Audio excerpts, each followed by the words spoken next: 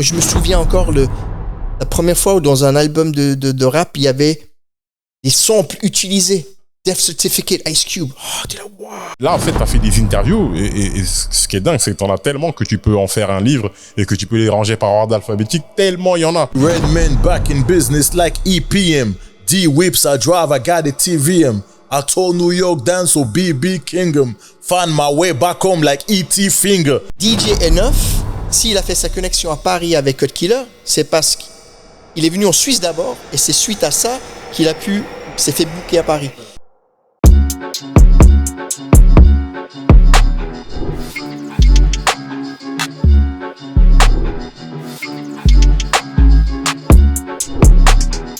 Parole véritable.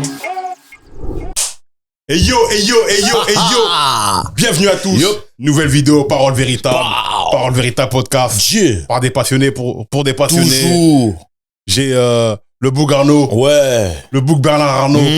Arnaud Tovich. Yeah. Arnaud Climé Botanique. Wow. Boug Ismol. Boug Télécom. Le mentor de tous ces menteurs. Arnaud Schwarzenegger. Ouais. Enfin, Michael Bouglaf. C'est ça les bails. Oui. C'est ça les bails. Flex Terminator, c'est lui, DJ de Fuck Flexta de motherfucking DJ, Yeah. a.k.a. Flextagada. Exactement. Même si c'est prescrit. Ouais, mais Lino, on il a dirait- dit, il a mis son veto, normalement. Bon, Non, comme il a il est mis sur son le métaux, on l'enlève. Mais on peut dire Flextosaur. On peut dire Flex Terminator, Flexta Skelta, Flex Tankter, le comte de Monte Flexto. Exactement. Pablo Flextobar.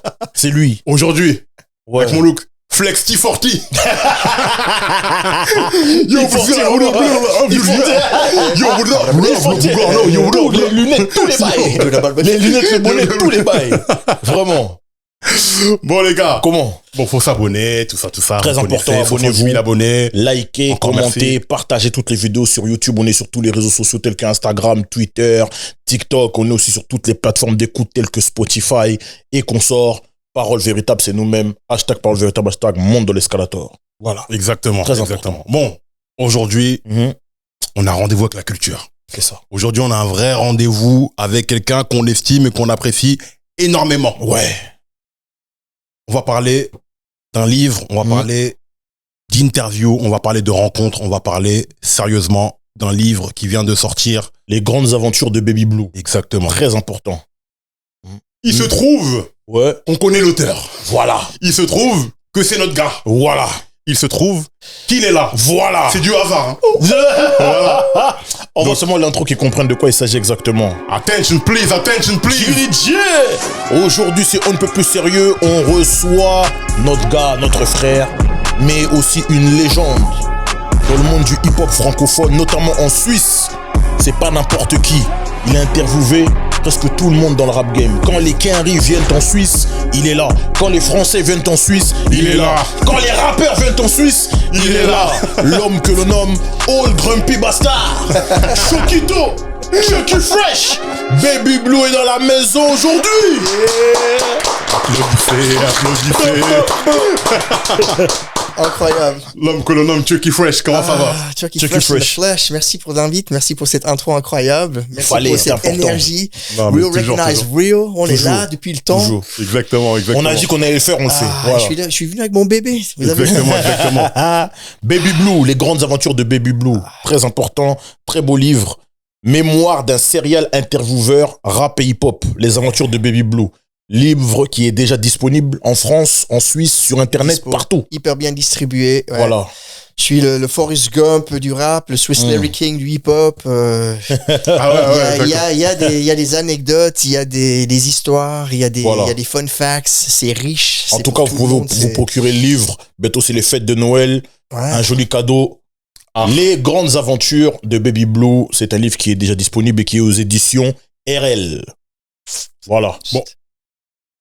Chuck, Yes. Get to it. comme on dit, parole véritable un jour, parole véritable toujours. Donc là, voilà. Yes. On va commencer. Où commencer? Où commencer, en fait, c'est ça la difficulté, mais Non, moi, c'est ça. dans un premier temps, en fait, ce serait cool déjà de savoir qui tu es. Who the fuck you are? Who the fuck you are? State your name, gangster. Who you represent. Who the fuck are you? Alors, tout d'abord, je suis un passionné du rap, du hip-hop. J'adore ça depuis mon jeune âge. Je suis arrivé à San Francisco, dans le Mission District. J'avais à peine 6-7 ans. Ah ouais, vraiment. J'arrive dans le Mission, Reaganomics. Oh shit. Et c'est... On va le garder dans la vidéo. On n'a pas honte. C'est que de l'eau. C'est que de l'eau. T'es sûr? Non, t'inquiète, c'est que de l'eau. Et je découvre le rap, je découvre le Smurf, je découvre cette énergie de la rue. Et depuis, ben voilà, je suis ça de près. Je décortique les lyrics, je décortique des parcours de nos légendes, de nos idoles. Parce qu'avant tout, on est fans, hein. On est des activistes, mais on est des fans avant tout. Donc voilà, j'ai grandi aux États-Unis. Je suis bâlois de base, donc je viens depuis la Suisse alémanique. Mes parents, ils ont eu c'est des esprits libres. Ils ont eu le courage de tout quitter en Suisse et de partir à San Francisco comme ça. C'est des artistes, c'est des hippies, c'est des voilà, ils ont osé partir. Ils étaient à fond dans l'audiovisuel et dans l'écriture et dans la photographie. Et on était censé faire 3 ans, puis on est resté plus de 7, 8, 7 ans. C'est là-bas que tu rencontres le hip-hop, pour le coup? C'est là où je prends c'est là où je prends Beat Street en pleine gueule. C'est là où je prends Planet Rock de Bambaataa en pleine gueule. C'est là où je prends la P-Funk en pleine gueule. Les Rick James, les Parliament, tout ça. En plus, ouais, pour le coup, t'étais sur la bonne côte. Ouais. Et c'est là où il y a Run DMC, c'est là, enfin voilà, Soccer MCs, et tu dis, mais c'est quoi ces gens qui smurfent, c'est quoi? Je veux ça, je veux vivre ça, je veux transpirer ça.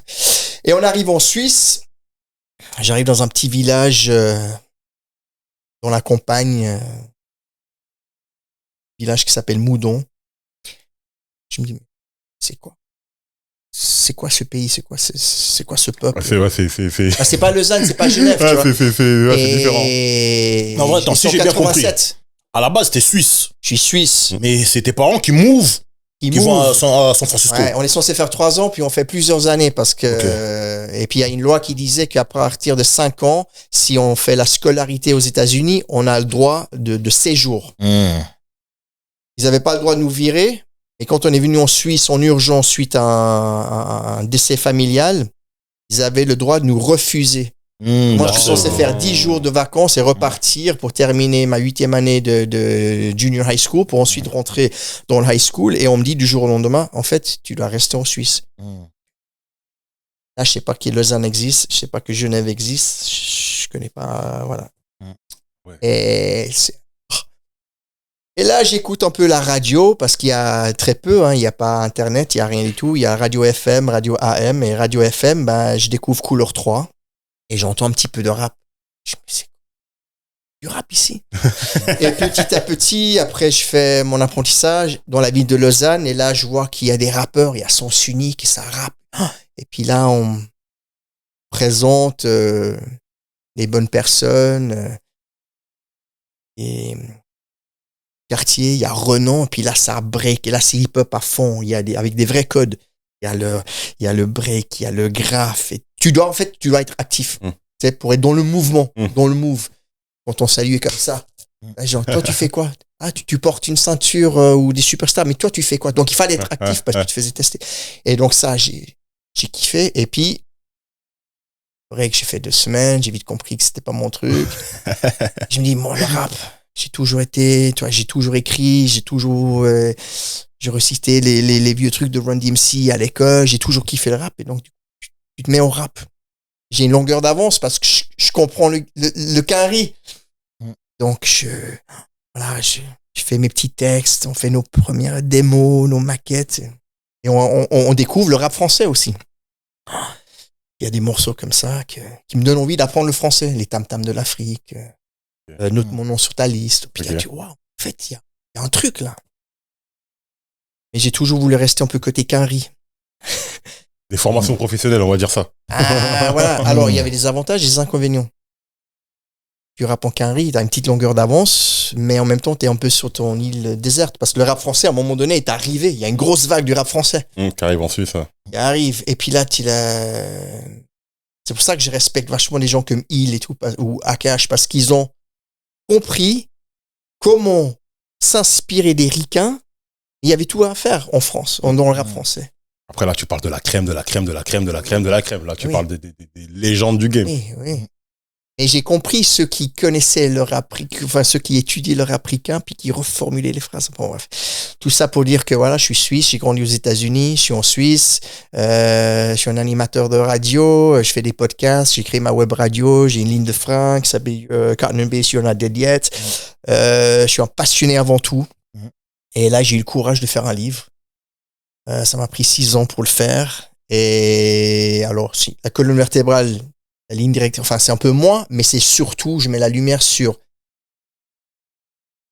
l'enthousiasme, mon amour pour cette culture, et je décortique des textes, je décortique des covers d'albums, je décortique des morceaux, et puis voilà, j'essaie de mettre en avant cette vibration. Donc c'est pour tout le monde qui aime le rap, pour les enfants, pour les anciens comme nous. C'est moi, ce qu'on voit là-dedans, même par rapport à ton parcours, c'est un amoureux de la culture, en fait. Un amoureux de la culture depuis toujours. Et en fait, c'est un fou comme nous, en fait. Tu lis les crédits, tu machin, comme nous tous, en fait. Ouais. Parce qu'à l'époque, c'est ça, on lisait les crédits, on passait des heures comme ça à décortiquer le studio. Moi, je me souviens encore la première fois où dans un album de rap, il y avait des samples utilisés. Death Certificate, Ice Cube. Oh, t'es là, waouh! Enfin, un peu, tu vois. Mais oui, c'était notre... dès qu'il y avait un truc sur Def Jam, on se l'achetait parce que c'était... Mais moi, ce qui m'intéresse, c'est que les années que t'as passées aux États-Unis, là, donc tu découvres le hip-hop là-bas, parce que nous, on a toujours le récit des mecs ici, des anciens d'ici, ont vu le hip-hop arriver, avec quelques mois ou quelques années d'écart, etc. Parce qu'il y avait forcément le courant transatlantique qu'il fallait passer, etc. Toi, t'étais là-bas sur place, à San Francisco. Alors écoute, Beat Street, on est allé au cinéma le voir. Tout le monde était en training, tu sais, nylon, avec leur bout cartonné, tu sais, ou le vinyle par terre, ça créait des cercles, ça se fightait direct. Fresh Fest, j'étais à Oakland Coliseum, Bad Boys, Nucleus, Houdini, Run DMC, qui avait encore, tu vois, on était là. Et le lendemain à l'école, on en parlait. Parce qu'on est parti à 3-4 voitures, on était une dizaine de parents nous ont... Ça, c'est marrant parce que les parents nous ont amenés jusqu'à l'entrée, mais ils nous attendaient dehors.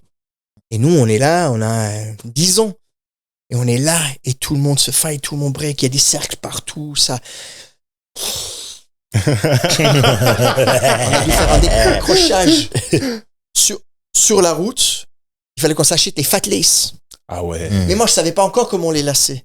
C'est mon pote Vrou qui m'a expliqué, il faut passer comme ça, il faut élargir la longueur comme ça. Wow. Pour les superstars. Wow. Ouais, mais j'avais pas les superstars à ce moment. Mais ouais, et donc, on prenait ça en pleine gueule.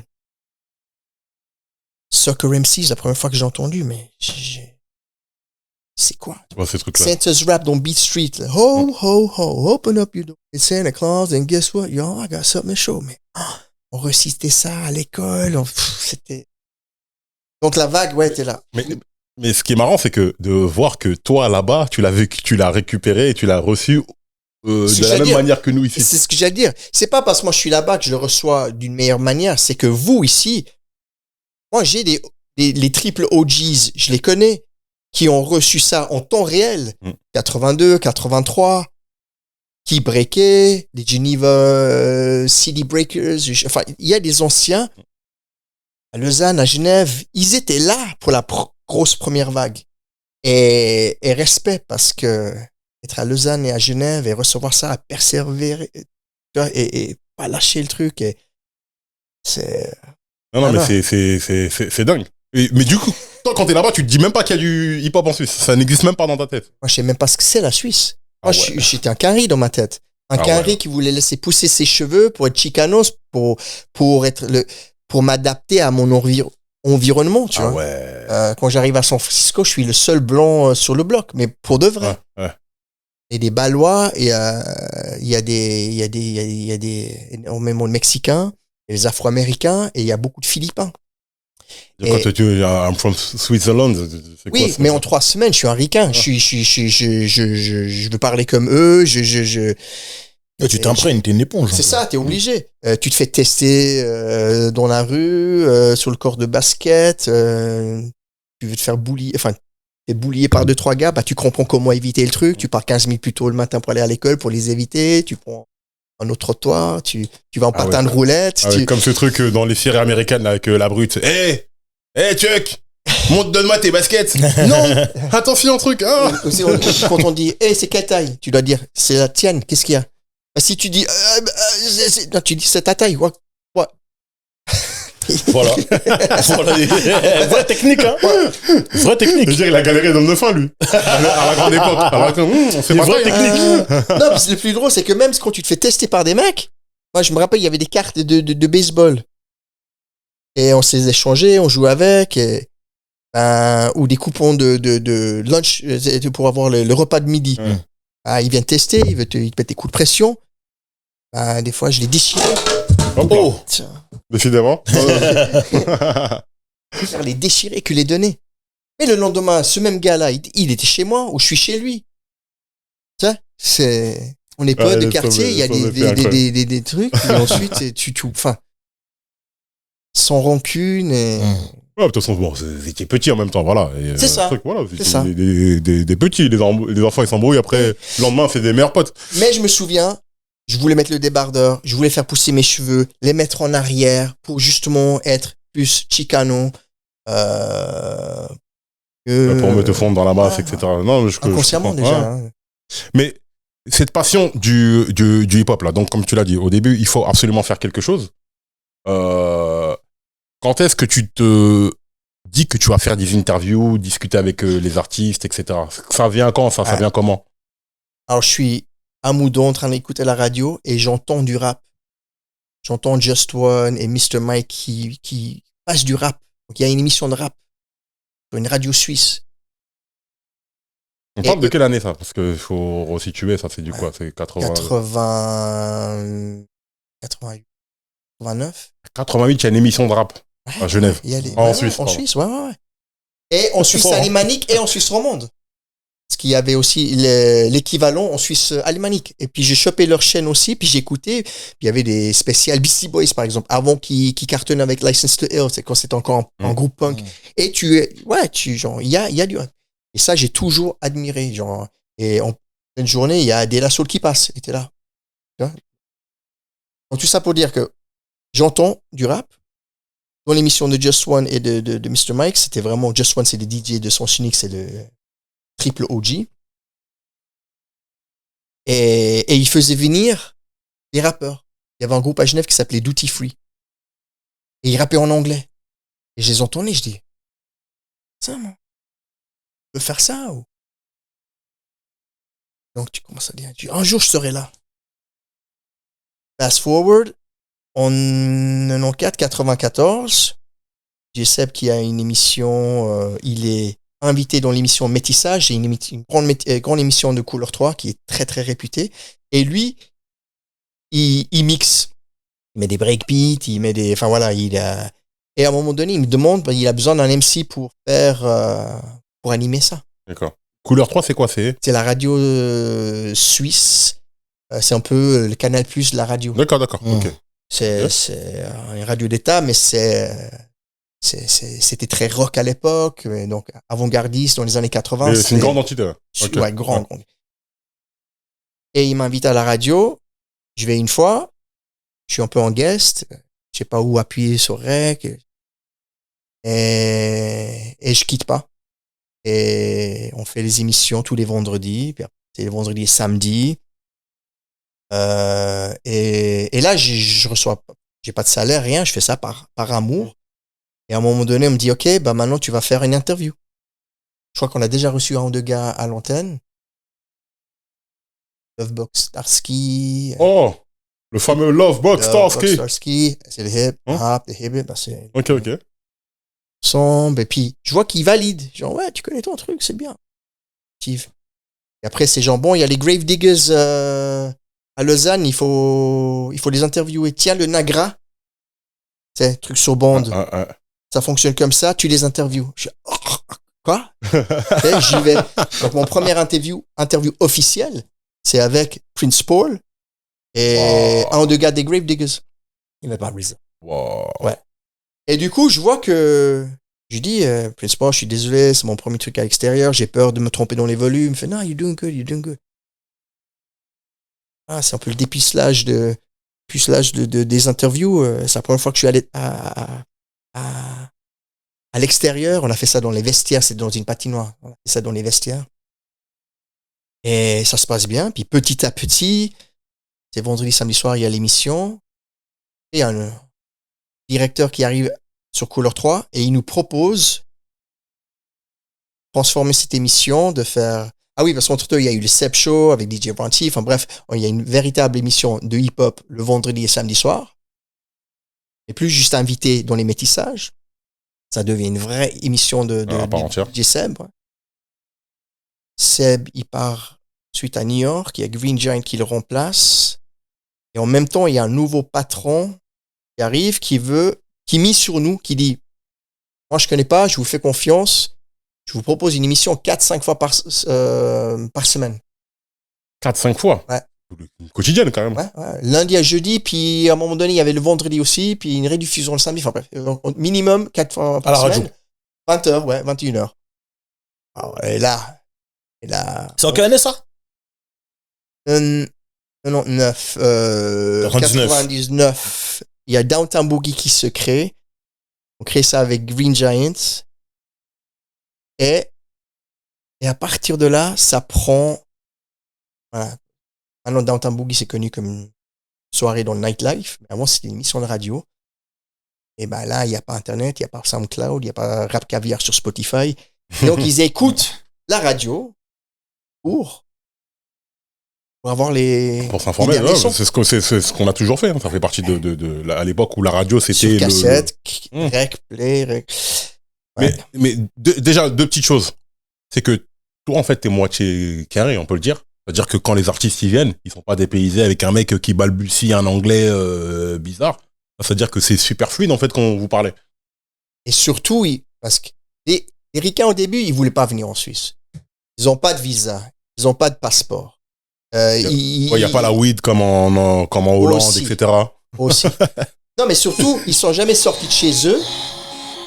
Et eux, ils suivent, c'est quoi? C'est des Alpes avec des vaches. Et quand ils arrivent, et ils voient, il y a une émission. Des gars qui connaissent. Putain, il y a des graphes sur les murs. Il y a des mecs qui break. En fait, c'est hip-hop ici, putain. Ouais. Parce qu'un des DJ chez nous, Ronti, c'est un peu le premier gars à avoir fait des soirées. Et il faisait venir les Lost Boys, Lords of the Underground. Incroyable. Mr. C. Incroyable. Incroyable comme ça. Tu vois, DJ Enough. Mais faut le dire ça. Faut le dire que nous, sur Paris, on voyait des dates dans des magazines, des trucs, des mecs, ils s'arrêtaient pas à Paris, ils allaient en Suisse. On voyait que vous êtes hip-hop depuis bien longtemps avant nous. DJ Enough, s'il a fait sa connexion à Paris avec Cut Killer, c'est parce qu'il est venu en Suisse d'abord, et c'est suite à ça qu'il s'est fait booker à Paris. Après, il a fait ma definition of hip-hop. Le truc où il y a l'escadrille et tout ça. Et Ronti, donc c'est ce premier gars, ce DJ, c'est un Nigérien de Lausanne qui faisait des soirées. Il y avait cette vision. C'est aussi lui le premier à avoir mis Downtown Boogie en soirée. Mais lui, on est à l'antenne en train de mettre des morceaux. Lui, en parallèle, il fait des fax aux États-Unis avec le consulat américain pour mettre à jour ou créer des passeports et des visas pour les artistes qui va faire venir. Parce qu'eux, il faut pas leur demander de sortir du fin fond de Bed-Stuy ou Dieu sait où pour faire la paperasse. Ils sont là quoi? Donc lui et son frère, ils faisaient ça. Donc ils faisaient venir. L'organisation. Et à l'époque, donc c'est en direct ou juste après les émissions, décalage horaire. Et ils faisaient venir ces artistes. Donc lui, non seulement il déboucle les artistes, il leur propose, hey, j'ai une émission de radio, venez faire la promotion. Donc toi, en fait, contrôle tout toute la chose. L'écosystème. Les artistes, ils arrivent, souvent c'est en direct. Yo, check it out, dans 1 heure, on va être à la Couple de Bienne. Come swing by, boum, boum, boum. Appelez Manon en direct, on a 2-3 billets à vous faire gagner. Bah. Et c'était comme ça. Donc, Enough, Mr. C, Lords of the Underground, Lost Boys. tous. Et là, il n'y avait pas des endroits pour les booker. Il n'y avait pas de lieu de hip-hop. Donc, il fallait découvrir des nouvelles salles. Tu vois?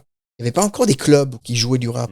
Donc, il y a un endroit à Salle de Faubourg, à Genève. Tiens, là, on va booker du rap. Donc, il y a un concert dans telle salle. Après, il y avait 2-3 endroits qui existaient. La Coupole de Bienne. Et enfin. Et en fait, on est sur du terrain inconnu. Ça n'existe pas encore, les lieux de concerts. Quand ils faisaient venir ces artistes, on les interviewait. Ces anecdotes ici sont Laws of the Underground, le jour après le concert. Je suis avec Do It All. Je sais pas gérer la régie. Le mec, il met juste rec, il part. Je l'interview. 2-3 questions. On commence à freestyler et le mec, il rappe pendant, je sais pas moi, 45 minutes non-stop, il rappe. Ouais. Et de temps en temps, je lui dis... C'est son métier. Oui, c'est son métier. Oui, 45 minutes. Non, mais j'ai l'impression que c'est plus d'1 heure, mais je pense que c'était entre 30 et 40 minutes.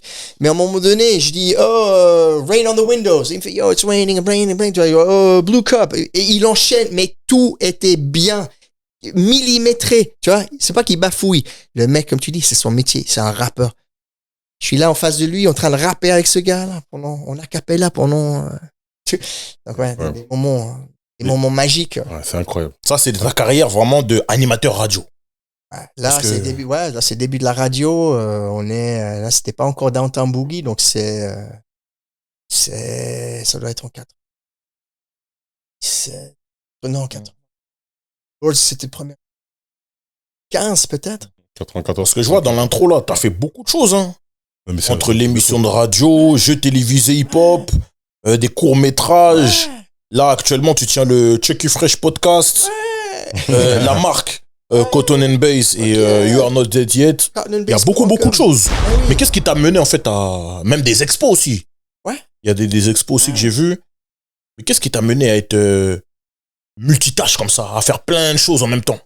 Je suis un hyperactif. J'ai toujours voulu faire des choses. Alors avant, au début, j'ai tout mis dans le rap. Hein. J'écrivais, on enregistrait, on rappait, on a fait les avant-premières de tout le monde. Hein. Ouais. Smo, Arsenic, MC Solar, quand ils venaient, Alcoholics, Group Home, on les a tous fait. T'as dit tous ces noms-là comme si c'était normal. Hein. Oui, mais à l'époque, voilà, il n'y avait pas Insta, on n'a rien pu enregistrer, il n'y avait pas les smartphones, donc il y a 2-3 photos par-ci par-là, il y a 2-3 flyers qui sont dans le livre.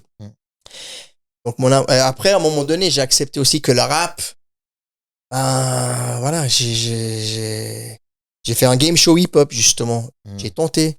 Je suis arrivé chez Koé, dans son bureau. Ah ouais? Ouais. Et c'était le début de W9. Il me dit, il y a peut-être quelque chose. On va essayer je te garantis rien, mais c'est mortel. Ça n'a rien donné, hein, mais. C'est que le manager même de Joey Star, à un moment donné, il sentait le potentiel. Je passais par une agente ici en France qui avait pas mal de connexions. Bref, ça n'a rien donné. Mais ça m'a montré que, tiens, tu peux faire des choses. Et après, moi, j'ai quitté la radio en 2012. Et puis, c'est là où j'ai créé ma marque de fringues. Et c'est là où j'ai créé ma web radio. Et toujours avec un collègue. Je suis jamais seul. Pour Downtown Boogie, on a créé ça avec Green Giant. La marque, j'ai créé ça avec Marc Angelil. Ma web radio, j'ai créé ça avec Marc Euler, qui est un des CEO. C'est le CEO de Infomaniac. Donc ouais, c'est trouver les bonnes personnes avec qui tu peux linker et créer un truc. Aventure humaine, mais c'est aussi un vrai, voilà, toujours pour push the culture. Tu vois. Ouais. Et puis voilà, à un moment donné, à 45 ans, 6 ans avant le Covid, je suis tombé sur une liste de personnes que j'ai interviewées. Dans ma tête, je commençais à dire, ah ouais, il y avait ça comme un... Ça avec lui. Ça. C'est sexy, quoi. Ça peut donner quelque chose. Puis je commence à écrire. Puis je sais que je veux faire quelque chose avec, mais je sais pas dans quel format. Je sais pas si c'est des chroniques, je sais pas si c'est un podcast, je sais pas. Et je commence à écrire. Et puis, je fais lire ça à 2-3 personnes et je sens qu'il y a du potentiel. Et ça écrit plus. Et puis du coup, le Covid, je me mets à fond dessus, puis j'avance. Et ce que j'ai aimé avec tous ces projets, c'est que j'ai toujours fait did it my way, toujours à ma façon, dans le sens que à la radio, je parlais toujours un peu français qu'un riz, mais parce que j'arrivais pas à m'exprimer à 100% en français. Il manque de confiance, je trouvais pas les bons mots, donc le mot vient en anglais d'abord. C'est venu d'un défaut, mais c'est devenu mon style. Et puis je me faisais taper sur les doigts. Tu te prends pour qui? Puis je disais, ouais, mais Mr. Mike, quand il fait ça dans le house ou les toasters en Jamaïque, c'est comme ça. Regardez mon côté ricain, tu vois. Bref. Donc ça crée un style. L'écriture là, pour le livre, c'est pareil. C'est que je fais pas la littérature. Mais comme je voulais que ce soit moi, et donc c'est parler. Donc c'est facile à lire. Donc j'ai pris ma faiblesse et je l'ai mis en... T'en as fait une force. Ah oui, parce que du coup, c'est original. Ça se lit facilement. Ceux qui connaissent ma voix, en lisant, je leur parle, en fait. Et il y a eu un super travail aussi de peaufinage, de EQing, comme Young fait un album. Donc, je le big up, c'est Alpha du gros Tadzik de Lyon. Il a fait un super travail là-dedans. Et j'aimerais big up aussi Lorraine, l'ancienne collègue du boulot qui fait des mises en page, qui travaille pour les éditeurs. Et quand je suis arrivé, plus ou moins, soi-disant le livre, je lui ai proposé, je fais, écoute, qu'est-ce que t'en penses? Parce que moi, je savais pas comment le sortir ou si vraiment je devrais aller jusqu'au bout. Et elle m'a dit, c'est bon, je sens du potentiel, je me mets avec toi et on va trouver un éditeur. On va trouver un éditeur. Et donc, big up aussi à RL Édition parce que ils ont cru dans le projet. Ils connaissent rien dans le rap, mais voilà. Je suis bien distribué en France, je suis bien distribué en Suisse. Et pour le coup, t'as un bel objet au-delà de ça. J'ai un super bel objet avec une super préface de I Am sur le dos. Attends. Tout de suite, direct. En fait, là, te dis ça comme ça, genre, c'est normal. T'as une préface de qui? De Shuriken et de AKH. Et alors, c'est mortel parce que c'est authentique, c'est vrai. On se connaît depuis 91. J'ai fait leur avant-première en 92. Et il y a toujours une connexion Lausanne-Marseille. Parce que les gars avec qui je rappais à l'époque, XBS, ils sont italiens. Et donc, avec AKH, ça a tout de suite linké. Forcément, ouais. Joe Shuriken, c'est presque un Lausannois. Il est toujours chez nous. Et donc, on est toujours en contact. Et je leur ai demandé de faire une petite phrase pour vendre aussi, parce que je devais présenter le livre devant les gens en France pour bien distribuer chez Gallimard. Et donc, il m'a dit, OK, je te fais une petite phrase, valider le truc.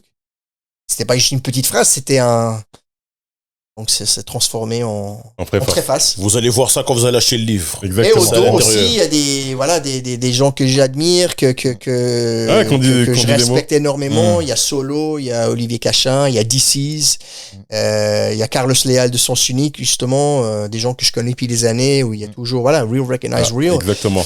Et donc, quelque part, j'espère que ça va valider, parce que moi, je pense que du moment que la personne a le livre dans les mains, il va l'acheter. Faut juste que la personne arrive en face du livre. Donc, mais c'est sûr. Non, mais c'est surtout que c'est un livre utile. Parce qu'en fait, c'est quoi? C'est que c'est un espèce de glossaire un petit peu, un espèce de... Alors, je voulais pas dire dictionnaire, mais... Ouais, exact. Je voulais pas juste faire... Alors, Mobb Deep, oui, alors c'est un duo qui vient de Queensbridge. Non, pour certains, j'ai mis un peu j'ai donné quelques anecdotes assez, tu vois... Je parlais de Kid Wave, là, Nas.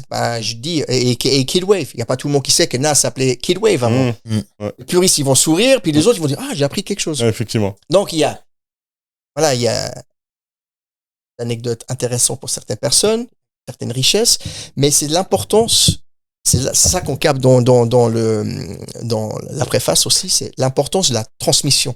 Ah là. À qui le dis-tu? Voilà. À qui le dis-tu? Mais c'est ça.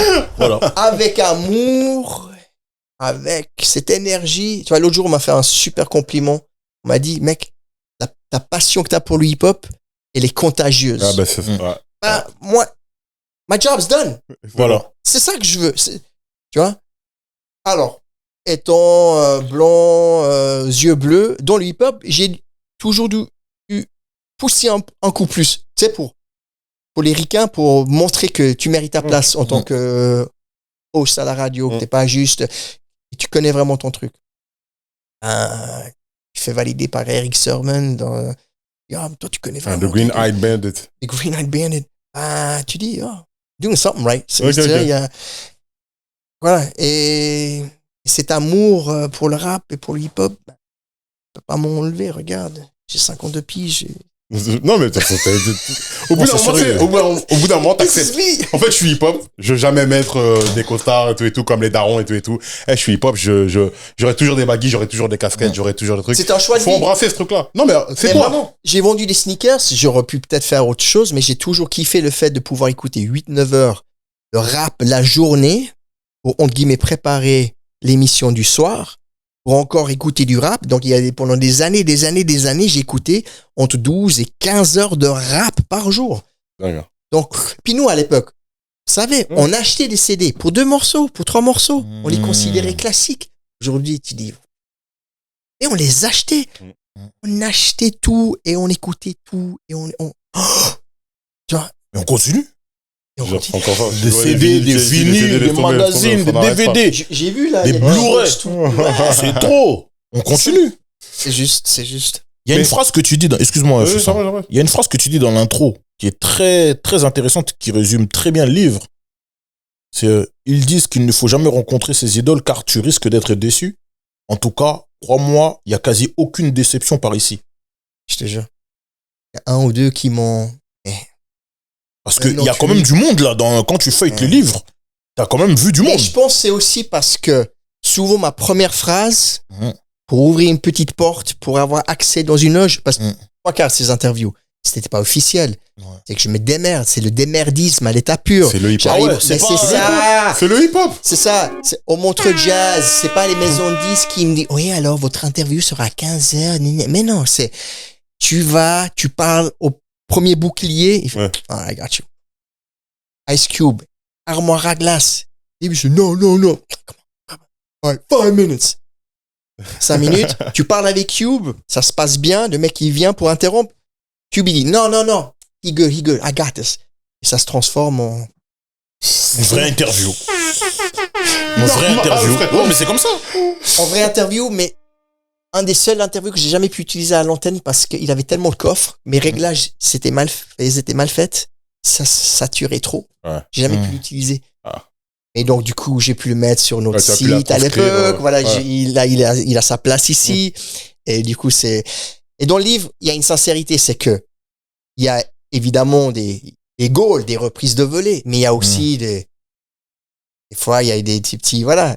Je suis honnête avec moi-même, il y a eu quelques petites... t'es raté. Mais en même temps... Personne n'est parfait, c'est pas... Non, mais ça rend aussi le truc, tu vois, c'est pas juste quand j'ai foiré un truc, je le dis, tu vois. Quand je confonds rock et rock de Helter Skelter, je le dis. Et pendant 5 minutes, je suis en train de parler avec rock. Et je sais que rock, c'est le maigre, c'est le grand. Non, rock, c'est le maigre grand, et rock, c'est Sean Price. Tu vois, encore aujourd'hui, je sais pas qui est qui. C'est Sean Price. Rock, c'est Sean Price. R-U-C-K? Voilà. Bon, bref, je les ai confondus les deux. Ouais, c'est ça. Mais je sais qui est Sean Price. Je sais que je sais bref, là, à un moment donné, j'ai tout le bouquin clic autour de moi. Ça va 1000 à l'heure. J'ai une question pour Sean Price. Je lève la tête, je parle, et je vois qu'un, il me répond. Dans ma tête, je me dis, c'est lui, c'est pas lui? Pourquoi il me répond? Mais il fait une blague, il me répond. Ouais. Et je continue. Et je vois que les gens, ils commencent à se regarder entre eux. Bref, je continue l'interview comme si rien n'était. Sean Price, il monte sur scène. Son intro, c'est... Ça, c'est pour le putain de journaliste qui sait même pas qui je suis. Non. What's my motherfucking mind? Who am I? Et moi, je suis là. Mais sauf le b-boy en moi. Je me dis, il m'a grillé à la fin du concert. Je vais le voir. je vais dans les backstage, je fais yo, let me in, laisse-moi rentrer. Le mec, il dit, oh, ok, laisse rentrer. Je fais yo, man, mais c'est pas cool ce que tu m'as fait, pourquoi tu m'as fait? Et le mec, il dit, ah, c'est cool. Et puis je fais, mais mec, tu m'as fait chier. Il fait, mais non, ça m'a fait une bonne intro, c'est cool, t'inquiète. Et il me prend dans les bras et il lui fait, ah oui, good, allez, à vous, c'était drôle. Et je fais, mais oui, c'est drôle, mais c'est pas cool, mec, c'est bon. La crédibilité des journalistes. Je pense qu'on a été trois à avoir compris ce qu'il a dit dans l'intro, tu vois. Mais toi, tu pouvais pas laisser passer ça. Non, mais j'en parle, tu vois. Voilà, non, mais c'est cool de dire que tu t'es trompé, parce que ça nous arrive tous. Des fois, tu rates une interview, tu rates un podcast, tu rates. Et surtout, je confonds lui. Enfin, c'est le blasphème. Ouais. Mais mec, je sais qui est Sean Price, tu vois. C'est un des meilleurs. Il est top 5 des meilleurs rappeurs de Brooklyn de tous les temps. Ah, mais après, t'as pris son AK, donc tu t'es trompé par rapport au AK, donc ça va. C'est ce que je lui dis. T'as pas dit Sean Price et trucs, ouais, voilà. Helter Skelter. Mec, bien sûr, j'ai suivi toute ta carrière, je sais qui t'es, mais à un moment donné, avec tous tes projets solo, Mike Tyson, Jesus Price, je sais plus qui fait, mec, il y a tellement de trucs. Et là, Jesus Price, superstar. Et là, vous étiez 20 autour de moi, je sais pas qui est qui. Mais ça arrive, tout simplement. Mais, tu vois, c'est ça, en fait, qui est intéressant, c'est que on vit tout ça à travers tes yeux. Ouais. À travers tes yeux de, pas journaliste, mais de passionné de hip-hop. Et là, en fait, t'as fait des interviews, et ce qui est dingue, c'est que t'en as tellement que tu peux en faire un livre, et que tu peux les ranger par ordre alphabétique, tellement il y en a. Et comme tu l'as dit, il y a l'équilibre entre des choses qu'on apprend, mais c'est accessible à tous. C'est-à-dire que t'es pas obligé d'avoir connu le hip-hop en 86. Non, puis même les jeunes d'aujourd'hui, ce que j'aime, c'est que eux, ils ont tendance à fouiller sur YouTube, à vouloir connaître ce qui s'est passé avant. Donc, il y a cette curiosité. Et je suis sûr que ça va faire nos neveux, enfin, tu vois, les petits, nos enfants, ça va leur parler autant que nous, les anciens, qui vont replonger, dire, ah putain, il parle de Redman, ah ouais, putain, le premier album. Non, mais imagine maintenant la situation où un jeune achète ce livre et il va dire au daron des anecdotes que lui-même le daron ne savait pas. Ah, mais tu sais que ce truc puis il y aurait un sujet de discussion entre papa et fiston, c'est génial. Vous avez réconcilié des familles, monsieur. Non, mais ce qui est cool aussi, c'est que, tu vois, nous, on a reçu, quelques personnes aussi qui ont fait des bouquins, et à chaque fois, on leur dit, là, tu rentres dans le patrimoine littéraire français, mondial, c'est-à-dire que dans je sais pas combien d'années, il y a des enfants qui iront au CDI, et ils auront à lire de telle page à telle page de Baby Blue, tu vois ce que je veux dire? C'est un livre officiel. Plus j'avançais, plus je me rendais compte qu'en fait, il y a de quoi vraiment faire un livre, et puis je vais arriver vers les 300 pages, et puis je dis, ah oui, mais il y a vraiment du contenu. Et puis, quelque part, c'était thérapie pour moi. En le faisant, c'est mise à plat. Putain, j'ai quand même fait ça. Ah oui, j'ai quand même fait ça. Donc oui, j'en place quelques-unes, tu vois, parce que...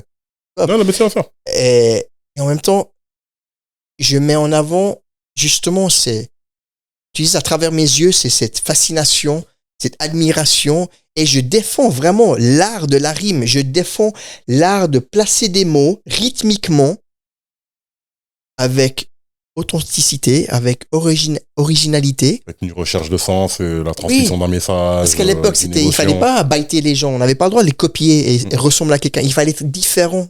Donc, il fallait avoir son propre flow, sa propre voix, son propre décalage sur la batterie, tu vois. Trouver your little pocket où tu places des rimes. C'est-à-dire que ça, là, cette essence-là, tu l'as traduit dans le ça journalisme. Se voit, donc c'est-à-dire que t'es un journaliste pas comme les autres. C'est-à-dire que je veux pas juste dire Nas, il vient du Queensbridge, il a fait New York State of Mind. Non. J'explique comment j'ai reçu le premier album dans la gueule. Il est sur CD. La hype autour de Live at the Barbecue. Il a braqué, tu vois, quand il dit quoi When I was 12. I went to hell for Jesus. Tu vois. Quand j'avais 12 ans, mec. On m'a envoyé en enfer parce que j'ai couché Jésus. Ouais. Qui dit ça en 80... C'est quelle année? 91, 92, ça. 91, ouais, tu vois. Là, va te barbecue 91. Back at the Grill Again, 92. 92, MC Search, tu vois. Ouais. Donc, c'est là, je la place aussi parce que pour faire des clins d'œil aux vrais qui connaissent. Et celui qui connaît pas, qui découvre Nas maintenant avec Hit Boy, peut-être il va écouter Back to the Grill, il va dire, t'as fait quoi avec des nonnes, t'as fait quoi, mais Tu vois, lyricalement, cette richesse. C'est pas pour rien qu'on le compare à Rakim et qu'on dit que c'était le nouveau arrivé dans le rap new-yorkais. Il a vraiment changé il a vraiment changé un truc. Mais rapidement, j'aimerais bien qu'on revienne sur tes années à Auckland. Que bon, déjà, on voit la casquette que tu portes. Ouais. Et du coup, tu supportes les Warriors, c'est ça? Oui, mais... Oh, mais Moi, je suivais les Warriors depuis que Sleepy Floyd, dans les années 80, quand il perdait 60 matchs par saison. Bien sûr. Quand on achetait les billets $7 in the nosebleeds. Tim Hardaway et compagnie. Alors là, j'étais déjà en Suisse. Run TMC, c'était après coup. Et ouais, donc j'ai grandi dans la Bay Area. Donc 2-3 ans vraiment à San Francisco, 3 ans vraiment à San Francisco, in the Mission, vraiment dans le cœur du truc, dans le quartier latino. Après, ça devenait un peu chaud. C'est le début du crack. On sent quand même qu'il y a... on sent quand même que... Il y a... Ouais, toi, t'as vécu la crack era, tout ça, les Snowfall, tout ce bail-là, tout c'est ça. le début. Tu vois, 83, Et puis surtout, à 10 ans, mes parents, pas qu'ils arrivent plus à me contrôler, mais je suis dehors, dans la nature, enfin, dans le bitume. On sautait sur les camions pour aller faire 10 blocs, pour se retrouver à tel et tel endroit, puis on rentrait quand le soleil... Enfin, les lumières quand il fait nuit, toi. T'as 10 ans, puis je sais pas, t'entends les règlements de compte dans la rue, t'entends voilà, c'est quand même chaud. Il y a des mecs qui se font tapasser avec des chaînes, tu vois, c'est real. Le début de la crack era, t'es là. Ouais, il y a des clochards devant nous, tu te fais tester longueur de journée, bref. On décide de quitter ce lieu-là pour partir de l'autre côté de la Golden Gate Bridge, et là, c'est dans Marin County. Et là, c'est l'opposé. On se trouve dans un village de hippies qui a pas de... hyper préservé, hyper caché, à côté d'un village de surf très réputé, et c'est très, très caché, cet endroit-là. Et puis, il n'y a pas de station d'essence, donc tu vas là-bas... Enfin, tout est... Il n'y a pas des prochaines sorties Bolinas dans 5 km. Les panneaux, ils les enlèvent au milieu de la nuit. Il y a une vraie préservation organisée. Il y a énormément des gens qui refusent de faire l'armée. Des déserteurs. Exactement. Des gens wanted, tout simplement. Des dealers, des artistes, beaucoup d'écrivains, des poètes. George Lucas, il avait son Lucas Valley juste à côté. James Cameron, il avait sa maison. Il y a des acteurs de Hollywood qui venaient chercher la bœuf. Mais vraiment.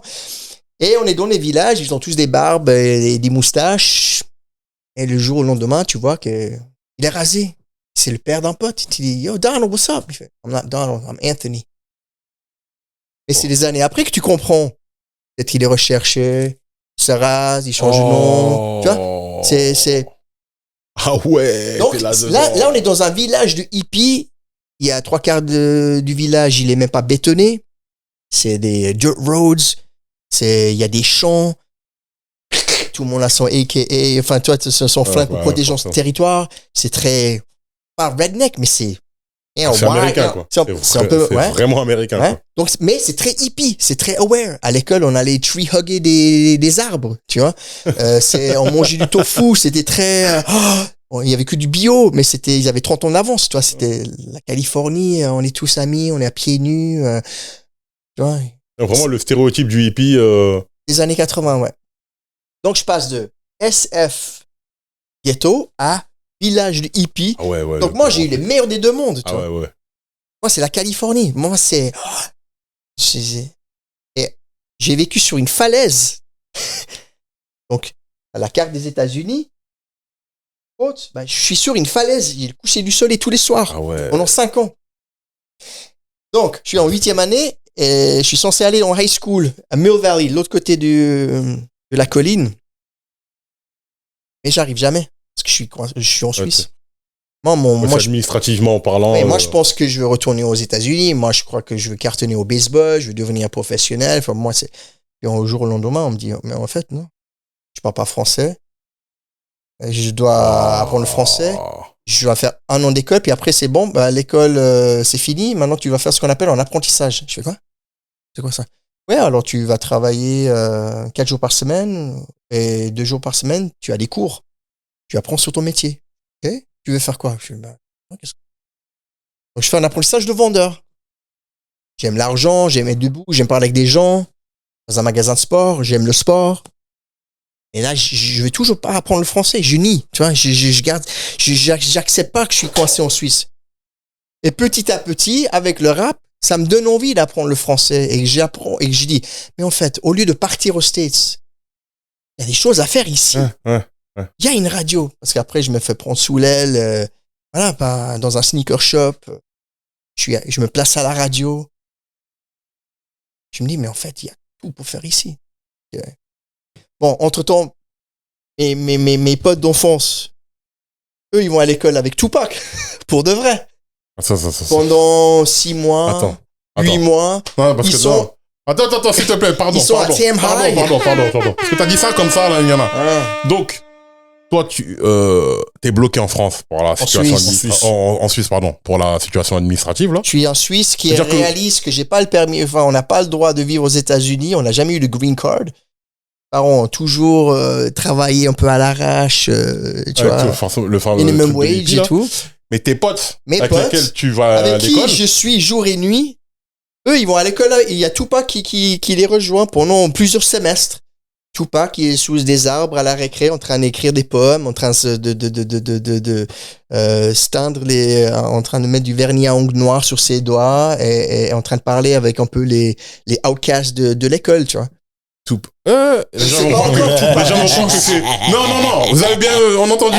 C'est pas Drake qui a inventé le vernis à ongles sur les... Mais c'est déjà Tupac qui est super fort avec des mots. Wow. Qui s'exprime, qui écrit des poèmes tout le temps, qui est super, qui veut changer le monde, qui veut révolutionner, qui trouve que les millionnaires devraient être interdits, il veut loger tout le monde, tu vois, il y a un vrai philosophy. Le Tupac un peu politique, avec un vrai projet de vie. Et c'est après qu'il va à Oakland, qu'il va rencontrer Shark G de Digital Underground, qui commence à travailler sur ses projets. Et pendant qu'il est là, in Marin County, Marin City, il a son groupe de rap. Et il leur dit, une fois que je rentre, vous rentrez avec moi. Sauf qu'à un moment donné, tu vois, il y a Juice, il est parti. Et il revient une ou deux fois dans le quartier. Et puis il y a des règles, enfin, il y a des histoires, tu vois, des balles perdues. Et du coup, pendant longtemps, il revenait plus. Puis il y avait un peu une haine contre lui. Bête. Et comme moi, je m'alignais avec mes potes. Ah ouais, si toi, t'es contre Tupac, bah moi aussi. Moi, j'ai sauté sur le train de Tupac un petit peu plus tard. Ah, du coup, tu voulais pas écouter la musique. Ouais, parce que pour le coup, c'est mon pote. Si toi, tu traînes avec 5150 qui était down avec Tupac et Tupac lui aura tourné le dos, bah, je te suis. C'est con. Je vais faire le journaliste. On peut dire que vous étiez en bif avec Tupac, alors. Non, puis après, premier album, Brenda's Got a Baby, They Got Me Trapped, et là, tu restes, tu vois, quand même. Il est fort. Strictly for My, et là, tu dis, I Get Around, et putain, avoue qu'il est fort. Puis Don Juice. Par contre, c'est vrai que Don Juice, à un moment donné, ça lui est monté dans la tête, parce qu'il n'était pas comme ça. Clairement pas comme ça, mais c'est devenu Bishop, tu vois. Ouais, tout le monde, en fait, il y a beaucoup de gens qui disent ça de Tupac, qui disent qu'avant, c'était un mec super gentil, super cool et tout et tout. Et le personnage de Bishop, ça l'a fait shifter. Il est toujours resté gentil. C'est juste qu'à un moment donné, et je pense qu'il avait une rage en lui. Oublions pas, avant qu'il a vraiment explosé, le gars, à Atlanta, il a tiré sur 2 flics en civil. Sans savoir que c'était des flics. Je sais pas s'il savait que c'était des flics. Non, il a vu qu'ils embarrassaient quelqu'un. Ouais, exactement. Mais je sais pas s'il savait que c'était des flics à ce moment-là. Mais en tout cas, le mec, donc, Dog Life, oui ou non, il est quand même, tu vois, il a agi, enfin, il a quand même. Waouh. Ouais, la petite anecdote. Non, mais c'est pas une petite anecdote. Non, j'étais à ça d'être à l'école avec lui.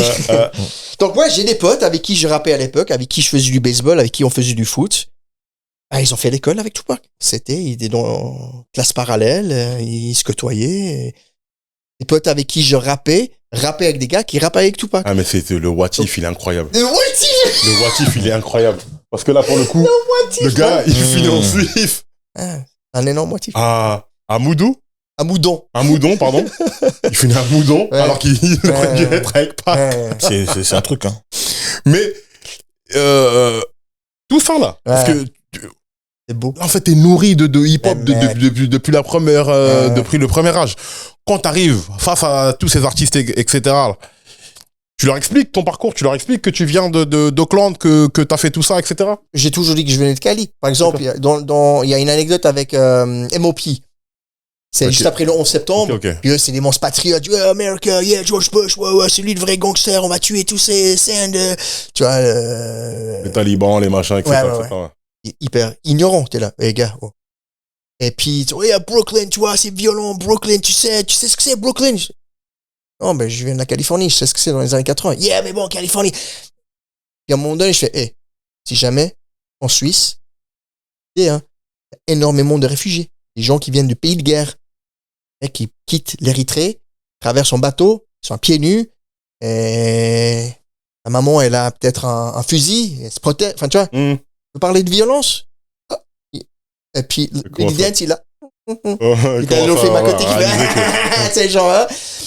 Ouais, il réalise que bon, il n'y a pas c'est des petites anecdotes, des petits micro-clashs. J'en parle parce que c'est drôle, tu vois. Ouais. Mais sinon, ouais, alors, ils comprennent que je viens de la Cali, ils entendent mon anglais.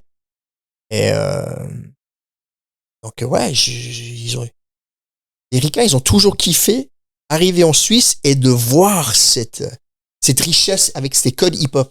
Ça, en Suisse, même les Français, vous, les Parisiens, quand vous veniez en Suisse au milieu des années 90, c'était l'Eldorado. On avait des shops hip-hop, des disquaires hip-hop, des soirées, des nanas down avec nous, mais des vrais fly girls, tu vois. Donc ça pouvait, enfin, il y avait tout, il y avait de la vraie, tu vois. Bien sûr, mais il y a notre oncle Texaco qui nous raconte souvent Texaco, ça. Mais oui, je l'ai connu, il faisait des soirées Soul Clap Sound en 194, je pense. Il y avait Buffa qui venait, il y a des débuts de Unique Records. Texaco était là, il a capté le potentiel suisse. Il a connu les boutiques de shops de fringues parce qu'on avait des potes. Yves Enderly que je salue au passage. Lui, c'est un fou. Il allait en Californie dans les swap meets et il ramenait les Dickies, les Ben Davis, tous les trucs Connard, tous ces marques de l'époque, early 90s, ce que Biggie portait et tout. Il ramenait ça. Quand t'arrives à Lausanne, t'as des boutiques hip-hop comme ça. Mais c'est un truc de fou. Et les gens, ils pétaient des plombs. Les gens, ils se déplaçaient de partout pour. Et chez nous, dans ce quartier-là, le Flon, il y avait des studios d'enregistrement, il y avait des labels, il y avait des graphistes, il y avait des photographes, il y avait des boutiques. Hip-hop à mort. C'est un truc de fou. Moi, c'est ça qu'on a toujours admiré chez les Suisses, parce que voilà, tous nos anciens, les Texaco, les Français, ils venaient tout le temps. Ils pas de nous dire. Ils venaient tout le temps. Là-bas, mais c'est hip-hop, mais depuis. Laisse tomber. Je sais pas combien d'années avant nous. Et il y a une grosse source d'inspiration. C'est juste que c'est plus concentré. Tu vois, c'est plus petit. Donc, Lausanne, il y a cette particularité. Il y a une espèce de centre-ville. Un peu, à la base, c'était un quartier alternatif. C'était le quartier des prostituées. Et donc, le loyer pas cher. Il y avait des start-up, entre guillemets, tu vois, des indépendants qui veulent se lancer dans les trucs. Ben, ils pouvaient prendre la petite arcade et on improvisait comme ça. On découvrait. Et ouais, très, très, toujours des passionnés, toujours pour l'amour du rap. C'est un truc de fou. C'est un truc de fou. Mais du coup, là c'est. Dans le livre, on voit que, bon, il y a beaucoup de carrés, mais il y a des Français quand même. Mais on a vécu. C'est quoi l'âge d'or du rap français, quoi? 96 jusqu'à 2000? Je sais pas. Ouais, ça. Ah, c'est un peu ça. Ouais, on va pousser ce cas à 2005. 2004-2005. Mais ouais, c'est une dizaine de. Tous les Français, ils venaient tous, quoi. Puis.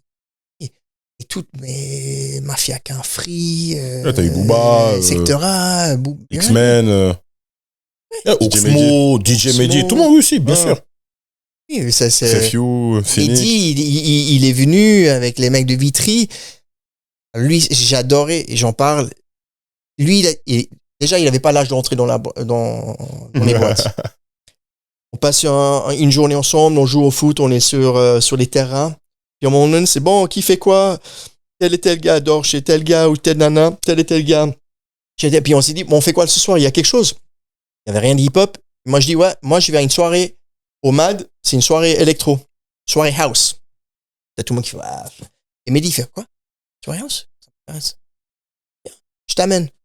Moi, à l'époque, je faisais un truc incroyable, c'est que Les mecs, les promoteurs venaient dans les magasins de chaussures où je bossais avec des flyers. C'était marqué entrée libre jusqu'à telle et telle heure. Je prenais le paquet des flyers, je me mettais devant la boîte et je les vendais. Ah ouais. Je les vendais. Et selon l'heure et seulement le gars en face de moi, je faisais tel et tel prix. Ouais, prends-en 3 pour 50 ou prends-en 1 pour 5 ou tu me payes un verre dedans. Ou... Ah ouais. Hustler de... Plus on arrive à l'échange de l'heure d'entrée, à un moment donné, soit je les donne. Enfin bref, à un moment donné, ils ont capté, ils ne feraient plus. Donc, Mehdi, je le fais rentrer dans la soirée. Et lui, il n'est pas là pour s'éclater, il est en train de travailler. Il écoute les enchaînements, il regarde le public. Voilà Nana sur le podium. Tu vois, il est en train de composer dans sa tête déjà. Wow. Déjà là, je voyais qu'il était pas comme certains. Il était voilà. Observateur. Tout, puis il absorbait. Ça va, tu kiffes? Ah, je kiffe. Puis t'es là, puis. Et c'est avant Mehdi c'est début de. Là, on est en 95, donc c'est encore avec Kerry James, peut-être. Ouais, exactement. Et Ideal J. Il y a Junior. Ce jour-là, je me souviens, il y avait 2-3 qui sont venus prospecter pour des business illicites. Et puis, et ouais, il y a les connexions qui se faisaient tout le temps. Toujours, beaucoup de Français venaient dans les soirées. Beaucoup croyaient que c'était la fête aussi. Et beaucoup ont compris qu'il fallait s'adapter à nos règles ou à notre philosophie de chez nous. C'était peace, c'était plus cool, mais il fallait pas non plus trop abuser. Et en général, c'était... Ouais. Mais du coup, c'était plus simple pour toi de travailler avec des Français ou des Carrés pour le coup? Parce que pour le coup, t'es autant américain que c'était toujours rap ricain. Mais quand il y a les bons Français, ils sont dans le délire, tout ça, qu'ils connaissent. Tu vois. Ouais, mortel. Et c'est rap ricain quand même avant tout. Et moi, quand j'ai essayé de rapper en français, j'ai fait quelques morceaux par-ci, par-là. Tu peux les trouver sur Spotify ou? Ouais, ils sont disponibles. Genre, on a un morceau, mon groupe, c'était la Hana Club. On a un morceau avec Ego Size, avec Guégué dans le refrain. On a fait, tu vois, on a bossé sur des projets Cobra où il y a l'AFF. Enfin, ouais, on a fait des grosses connexions. Fin des années 90. En 99, c'était, on avait nos affiches à Paris à côté de Manuquet. Cobra, Manuquet. Ah ouais. On était dans le Radical, RER. Okay. Ouais, c'était. Lequel, hein? Peut-être qu'on l'a. Peut-être qu'on l'a. C'est possible. C'est possible. Fort possible. Mais ce qui est fort dans ce livre, en fait, c'est que c'est un livre que, comment dire ça? C'est pas que tout le monde aurait pu faire, mais la plupart des noms qui sont cités dans le livre, là, que ce soit des noms français ou des noms américains, c'est des gens que j'ai vus. C'est-à-dire que moi, je peux me dire que je peux faire le livre, mais ça sera jamais le même que toi. En fait, les anecdotes que toi, t'as avec ces gens-là, elles sont particulières parce que tu les rencontres à des moments où, je sais pas moi, par exemple, Lost Boys. Ouais. Toi, tu les rencontres à un moment où moi, jamais de la vie, je les aurais rencontrés. Ouais. Tu les rencontres à un moment où Frikita est encore là. Ouais. Tu vois, et il y a une anecdote que tu donnes dedans où tu dis qu'il est tué par balle en sortant d'un hôtel le soir de l'anniversaire de Mr. Chicks. Que Spig Nice, lui, après, il va en prison parce que je crois qu'il a fait plusieurs braquages. Il est condamné à 37 ans, mais que l'assassin de Frikita, lui, il prend que 7 ans. Ouais.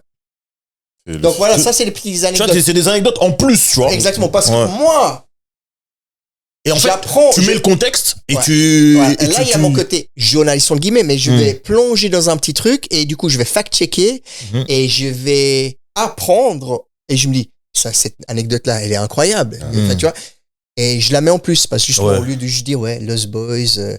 Après, je mets en avant aussi le fait que Lost Boys, ils ont mis un peu cette tendance des adlibs, tu vois. Les adlibs de Frikita. Ils ont révolutionné les adlibs. Mais du coup, j'y mets attention. Avant Laurie. Ouais, mais adlibs, remettons les choses en compte. Le premier adlibber, c'est James Brown. Il y a Flavor Flav. Il y a, tu vois. Donc, je fais une petite Michael Jackson. Ah, bien joué. Michael Jackson. Bien joué. On the floor. Il a des adlibs terribles. C'est vrai. Ouais, c'est vrai. Oui. Donc c'est une capsule dans le temps aussi, tu vois, parce que Michael, je l'ai zappé. Merci, parce que c'est incroyable. Si je le refais aujourd'hui, j'aurais rajouté Michael. Donc, du coup, je crois que tu l'as mis, hein. Michael, ah ouais. Les mecs des adlibs, tu l'as mis. Faut retrouver, mais je pense que t'as dû le mettre. Je sais que j'ai mis James Brown. C'est possible que t'aies mis Michael Jackson. T'as mis les principaux. T'as mis James Brown déjà, c'est bon. Tu vois, même, je sais même plus ce que j'ai mis dans le livre tellement il y a de. Et en plus, ça fait 8. Mais donc ça termine. J'ai le chapitre d'André 3000. Je l'ai jamais interviewé. Mais par contre, je parle de la première fois où j'ai reçu Outkast dans la gueule. Tu vois, soniquement, c'est un ovni, vraiment. C'est le sud, c'est autre chose, c'est Atlanta. Tu te dis, mais attends, c'est quoi cette ville, c'est quoi le truc? Je pensais que c'était juste la ville des JO. Mais du coup, j'ai un chapitre où, André 3000, j'ai créé un album. Dans le Covid, j'ai créé un album de André 3000. Dans ma tête, j'ai mis, va s'appeler comme ça, il y aura des morceaux qui s'appellent comme ça, il y aura telle personne dans tel refrain, il y aura telle phrase scratchée, il y a les extraits des textes que moi j'écris en pensant que c'est André 3000. T'as mis de la flûte, j'espère. T'as mis de la flûte, j'espère. Non, parce que si j'avais voulu des flûtes, j'aurais été dans un supermarché au rayon chips. Mais donc voilà, donc il y a vraiment, il y a une, comme tu dis, il y a une certaine façon d'amener certains chapitres ou certaines anecdotes. Il y a une autre richesse, voilà, c'est my book, yo. Mais même la richesse des interviews, même si c'est des interviews d'époque, c'est des questions où si tu sais que tu rencontres ces personnes-là, tu leur reposes la question, ce sera pas la même réponse qu'ils vont te donner. C'est ça. Puis j'essaie de poser peut-être la question un peu moins bateau, tu vois. Alors, c'est marrant parce qu'en lisant les interviews, tu sais exactement où on était parce que souvent, Bush, il est président. Il y a eu le 11 septembre.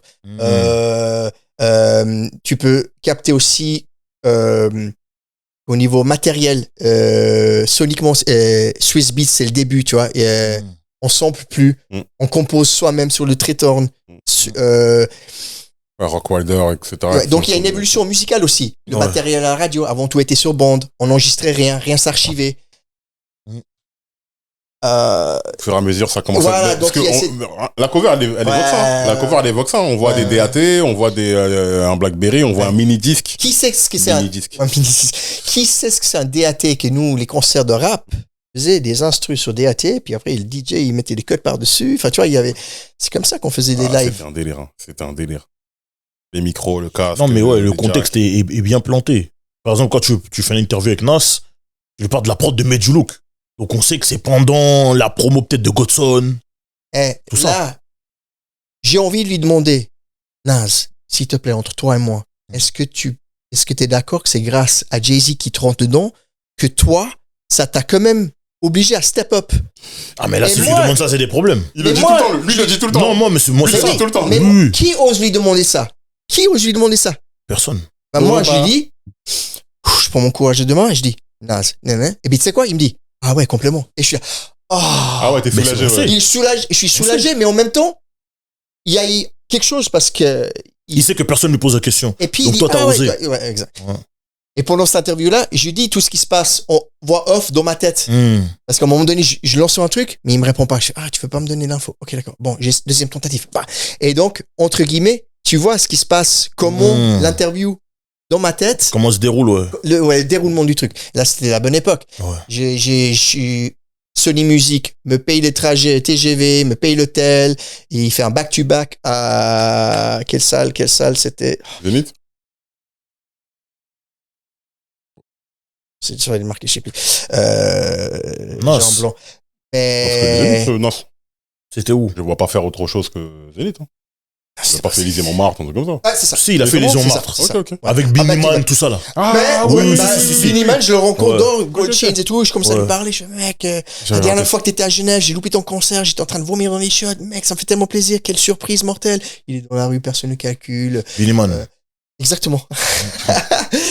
Oh, nana! Pardon, excusez-moi. King of Dancehall, vraiment. Donc. Et King of Versus aussi. Donc, il y a la bonne époque où les maisons disques nous filaient 20 CD à faire gagner aux auditeurs, où il y avait une vraie budget marketing. Petit à petit, tu vois, ça s'effrite, ça disparaît, ça s'évapore. Donc, il y a un peu les passages dans le temps comme ça. Mais là, c'est une question importante. Maintenant, comment on te perçoit en Suisse? tes pairs en Suisse, comment ils te perçoivent? Parce que t'es un peu l'ovni, le mec plus qu'Henry que les Henry, mais pour le coup, t'es moitié qu'Henry, même si t'es d'originaire, mais enfin, il y a ceux qui me culturellement, connaissent. je veux dire. C'est pour ça que c'est les grandes aventures de Baby Blue, parce que c'était mon nom d'artiste Baby Blue à l'antenne et mon nom de rappeur à l'époque. D'accord. Donc c'est un clin d'œil, c'est peut-être aussi pas faire le deuil, mais c'est genre clôturer. Ouais, boucler la boucle. Baby Blue, parce que là c'est Chucky Fresh. Et alors il y a ceux au vernissage en Suisse, il y a des anciennes fans de Downtown Boogie qui m'écoutaient à l'antenne en direct, qui appelaient pour choper des CD, elles sont là en train d'acheter le livre. Donc c'est cool, tu vois, il y a une vraie. Puis après il y a ceux qui me connaissent, il y a ceux que peut-être c'est pas ou qui me connaissent de nom. J'ai ma relation avec ça, c'est toujours marrant parce que je sais que je suis quelqu'un et sans. J'ai toujours fait ça à côté, tu vois. J'ai toujours eu un taf alimentaire. Donc, j'ai jamais vécu de ça. Donc, c'était toujours par amour, par passion. J'ai toujours rappé par l'amour. C'était jamais par obligation de vendre des disques. Je suis toujours resté intègre quelque part. J'ai toujours fait des choses comme j'ai voulu faire les choses. Après, c'est dur à... On verra. Si on suisse d'un coup, je cartonne et on doit rééditer le livre, réimprimer le livre parce que ça se vend bien, je dirais... Bon, c'est tout mal qu'on te souhaite, mais moi, c'est vraiment par rapport à l'époque. En fait, à l'époque, quand t'étais dans ton truc avec j'étais tous la les grande artistes. Gueule, Baby Blue, le gars qui se prend pour un carré. Ouais, le Grumpy. Mais je les emmerdais tous, je n'ai rien à foutre. Bah oui, j'avais 25 ans, j'étais sur un nuage, j'étais dans la Hana Club, on était les meilleurs rappeurs, on fumait tout le monde. C'est ce qu'on pensait. Et il fallait le penser, sinon t'étais pas. La gente féminine devait être. Mais en même temps, ça devait être intéressant. On fumait tout le monde. Ouais. On avait une période, mais on a eu un syndrome on n'a jamais vraiment sorti des trucs. On a sorti des petits bricoles, mais on n'a jamais réussi à sortir un album. Mais sans regret, parce que c'était ce qu'on a vécu en temps réel.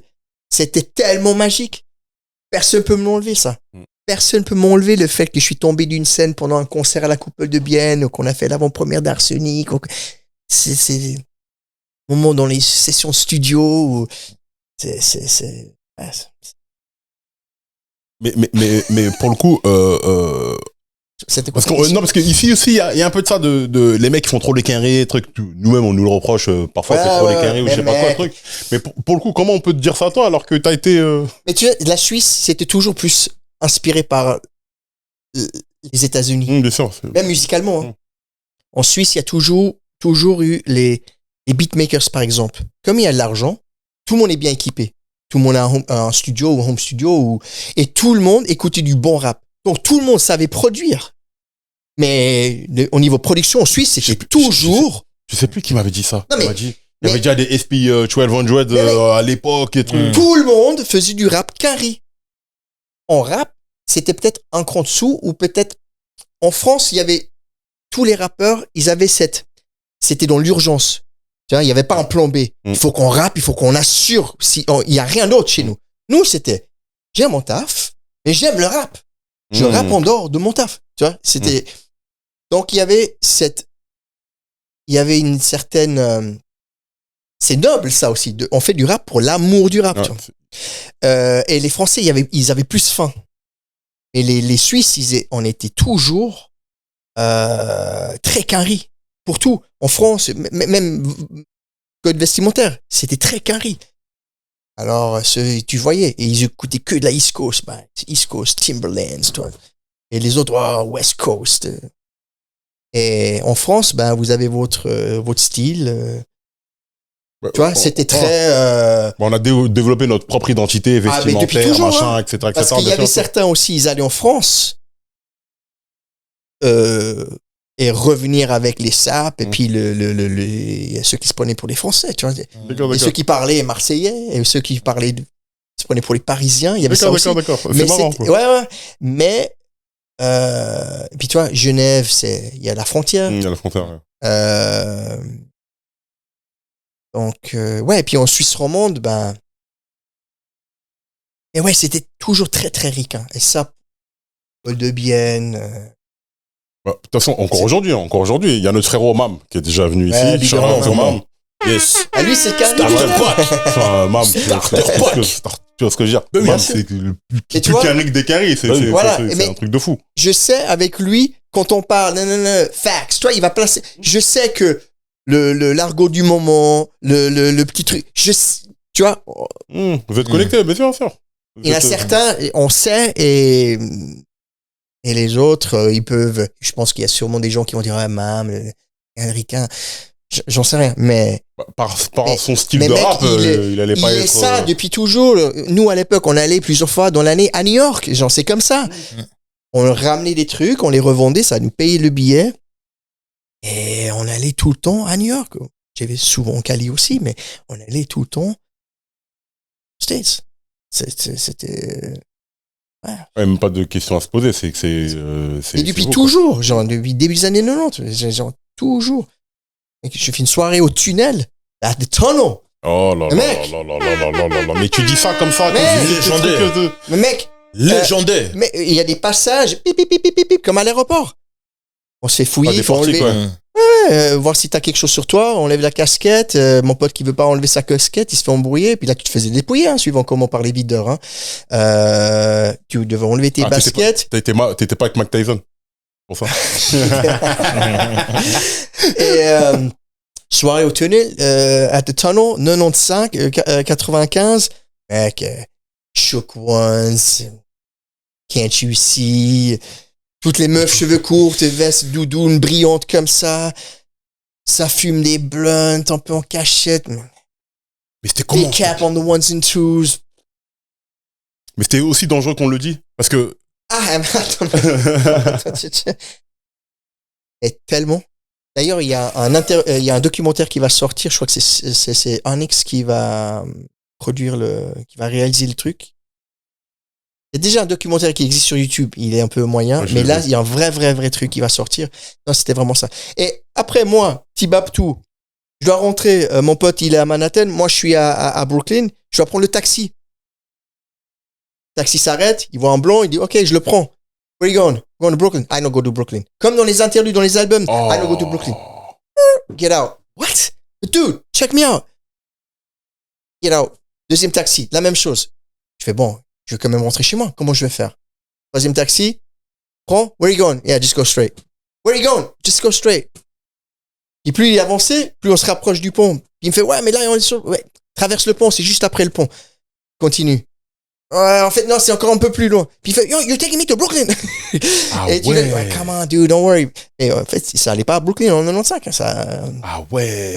Ouais, c'est vraiment le New York Giuliani, tout ça, Mec, il y a- avec la répression. Truc. Non, puis, Ah ouais, je c'était sais vraiment pas, c'est dangereux. Wu-Tang à fond, c'est ODB, on est dans du grimy New York shit,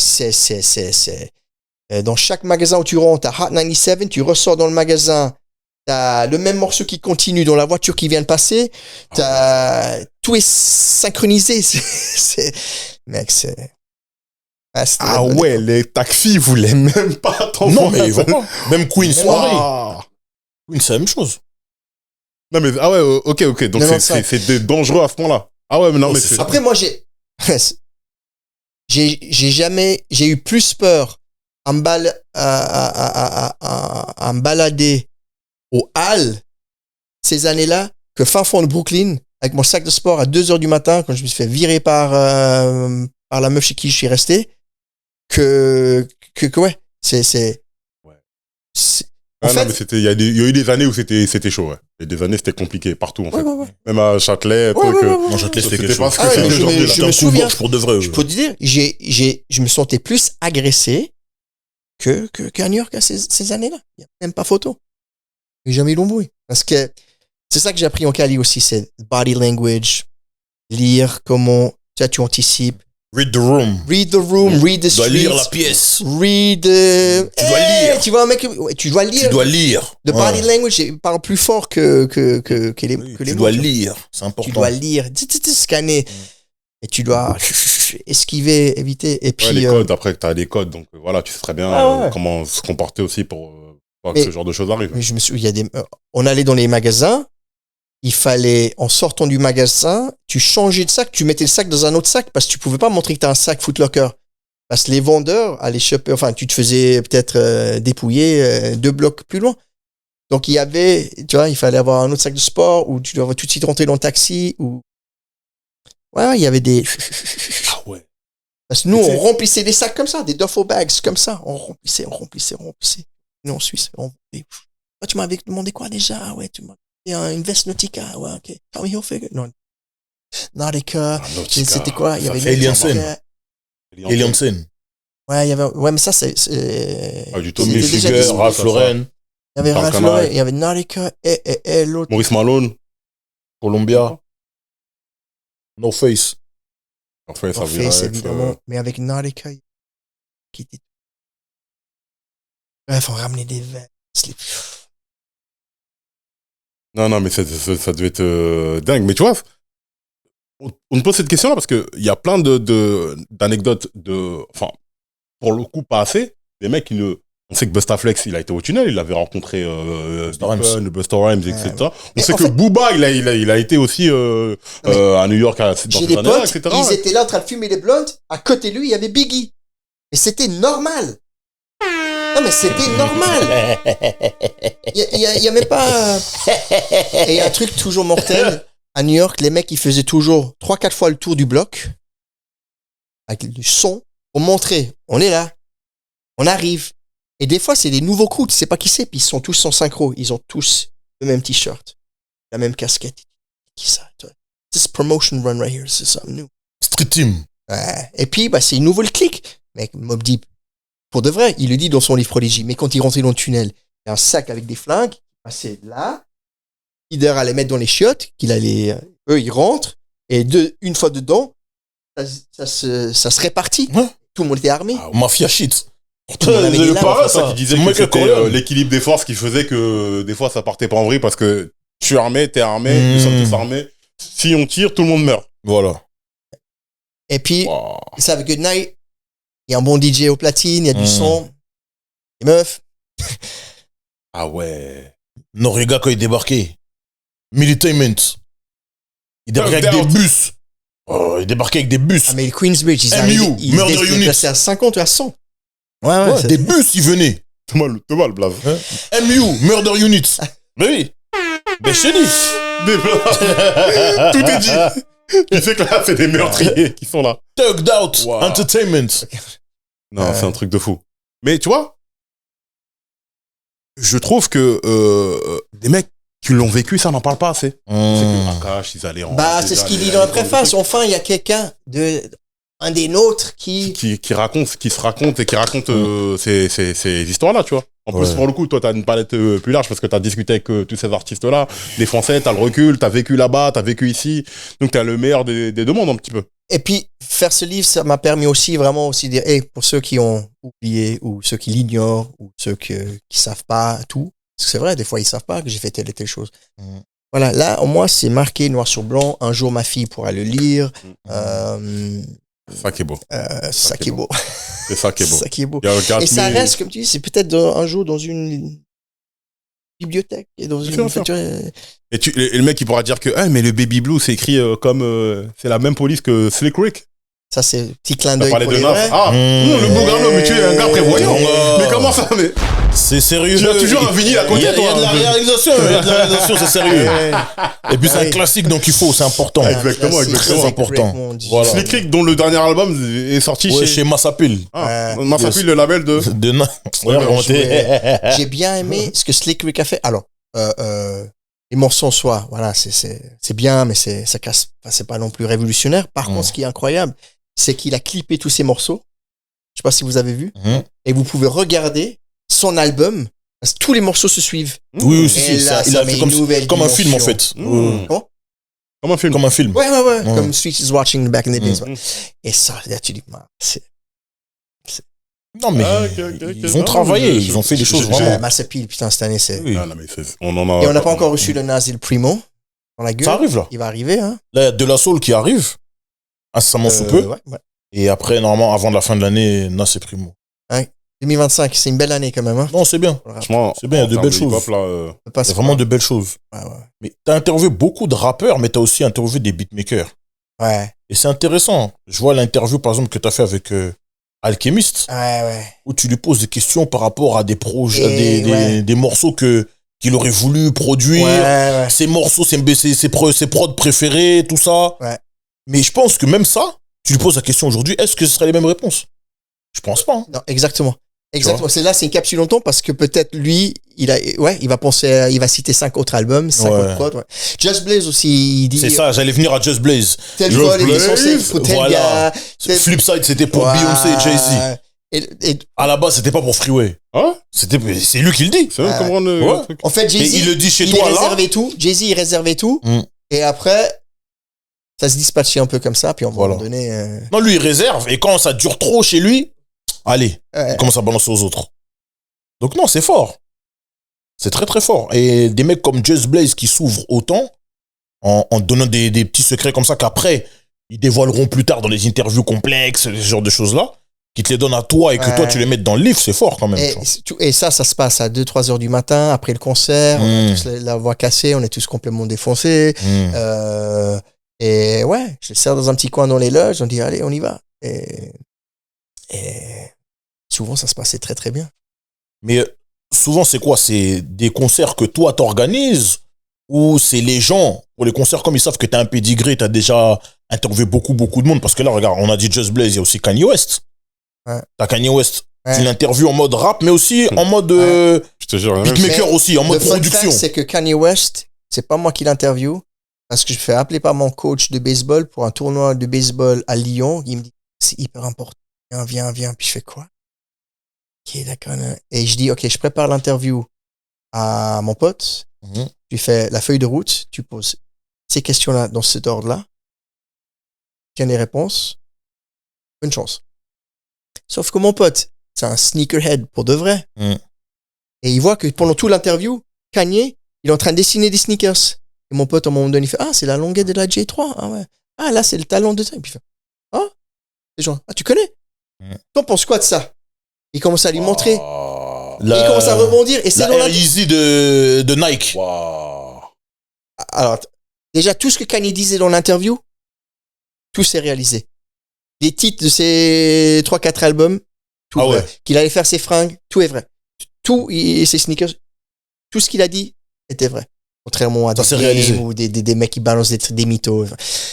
Et lui, tout ce qu'il a dit, c'était... Tout s'est mis en place comme il a dit. Et mon pote, sneakerhead comme il est, il dit, ah ouais, mais ça, c'est... Il commence à... Pendant l'interview, en parallèle, il parle des sneakers. Et Kanye qui s'ouvre, c'est déjà Kanye, un peu arrogant et tout, s'ouvre à mon pote. Donc, on obtient l'interview, non seulement incroyable, mais aussi la virgule qui dit, yo, this is Kanye West. Whenever I'm Switzerland, you're checking out Downtown Boogie. This is simply the dopest show in Europe. Qui dit ça? Qui dit ça, ton émission? On a la virgule. Après, oui, c'est un énorme regret parce que je me suis dit, je pourrais un autre jour l'interviewer. Il venait de sortir son premier single, l'album était, je sais pas s'il était déjà dans les bacs ou pas, mais on sentait qu'il allait être un énorme carton. Mon pote, il a dit, je vais direct parce que lui, il a senti aussi. C'était un rendez-vous. C'est encore aujourd'hui. Donc, ouais, c'est. Et ton premier single. T'as même fait ça. C'était Through the Wire, puis je sais pas Slow James. Avec Twista et Jamie Foxx. Alors, c'était Through the Wire, mais je sais pas si l'album est déjà sorti ou si déjà Slow James est sorti en deuxième single. Mais c'était en tout cas tout au début parce que c'est le mec de Zurich, Palais Extra, je crois. Le mythique des concerts a pu le faire venir. C'était. Donc, ouais, excuse-moi, c'est ça. Donc, souvent, les artistes, soit je suis booké le même soir au Montreux Jazz Festival. Okay, et je me dis, et puis nous, souvent, on hostait, on animait, on faisait des petits shows entre les concerts et souvent la soirée d'après. Soit j'allais à l'arrache à tel endroit, soit Sony ou Universal me dit, hey, il y a des games qui est à Zurich tel jour, tu veux y aller? Et j'y vais. Mais c'est pour ma pomme. Je sais que c'est pour le contenu de mon émission et je sais que c'est pour mes archives et c'est pour la rencontre que j'ai envie de le faire pour moi. Et parce qu'au début, les interviews, ça se payait, les traductions, ça se payait, mais vite, ils ont arrêté ça vite fait. Ils avaient plus les budgets à la radio. Donc, c'était toujours pour moi. Voilà, par l'amour du truc. Donc, ouais, et souvent, c'est dans les loges à 3h du matin. Des fois, les mecs, ils me snobent. Moi, je joue la carte, je fais le Jedi. Je dis, quoi? Tu sais qui je suis, mais comment tu refuses une interview à moi? Tu vas le regretter. Je fais, Silo, par exemple. Je fais, bon. Silo Green. Ok, viens. Et le manager, je me prends la tête avec lui, tu vois, parce que, et je tente, je suis un peu bourré, mais pour finir, ça donne 5-6 minutes, et puis après, tu dis, ah merde, c'était pas la meilleure interview.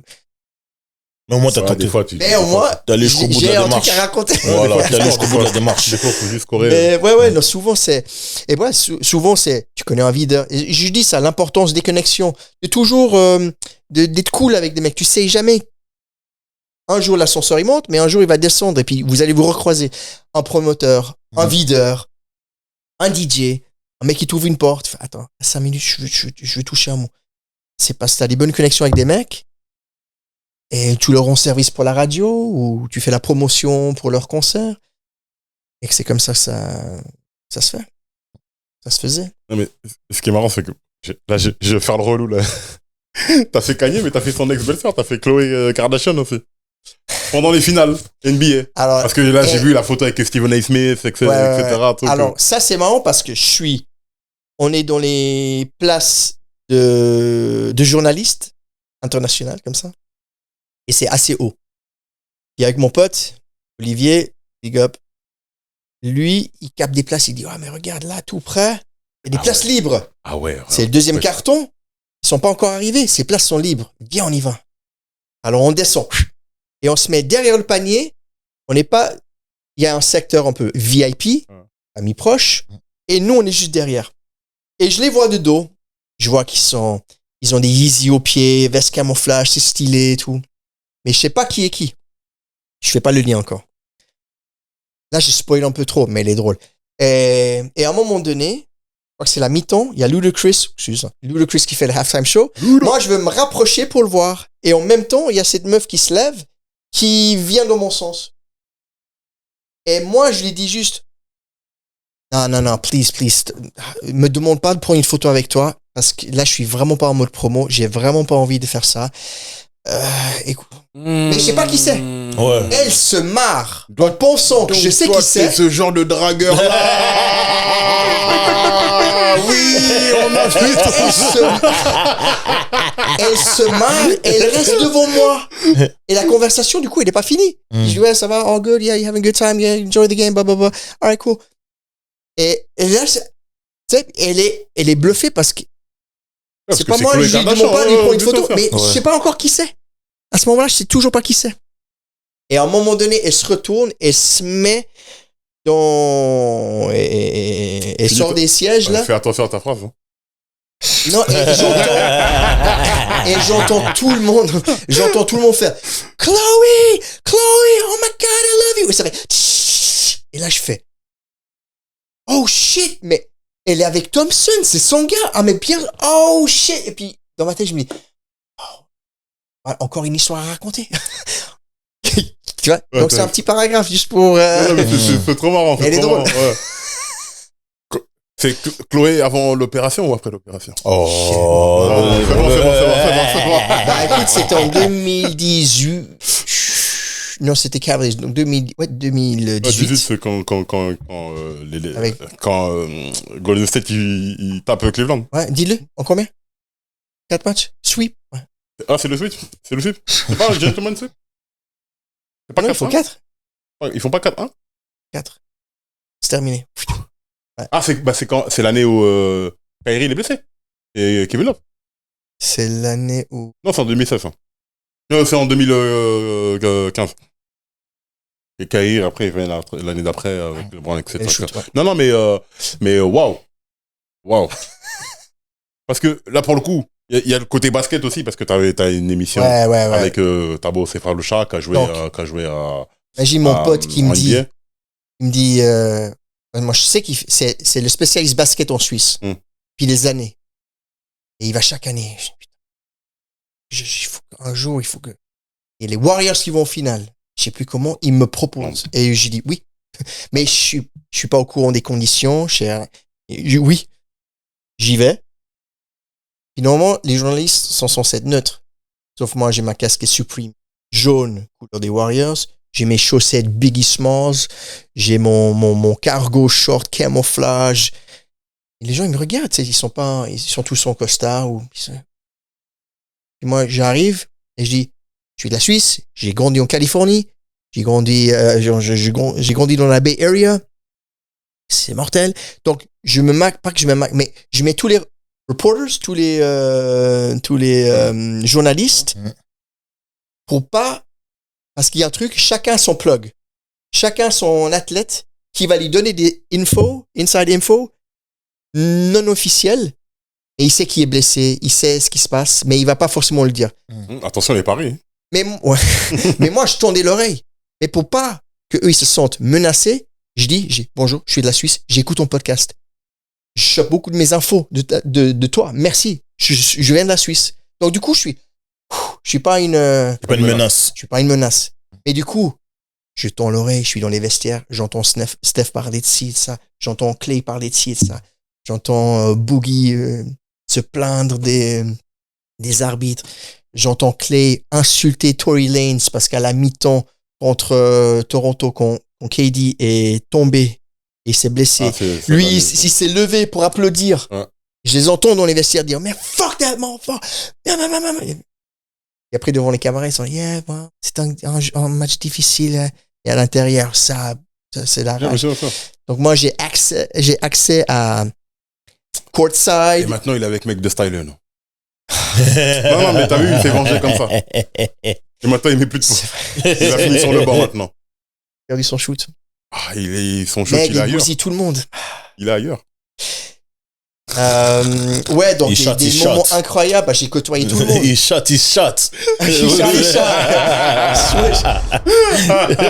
Mais tu vois, dans le monde du basket, il y a tout le monde.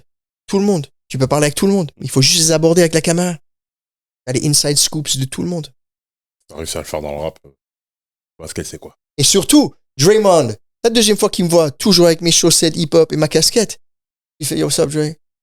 Et tu vois, il me tend la main, on se prend dans les bras et tout le monde croit que je le connais. Puis du coup, c'est « Oh, Puis du coup, les gens, sécu, ils te laissent ils te donnent un petit peu plus de marge.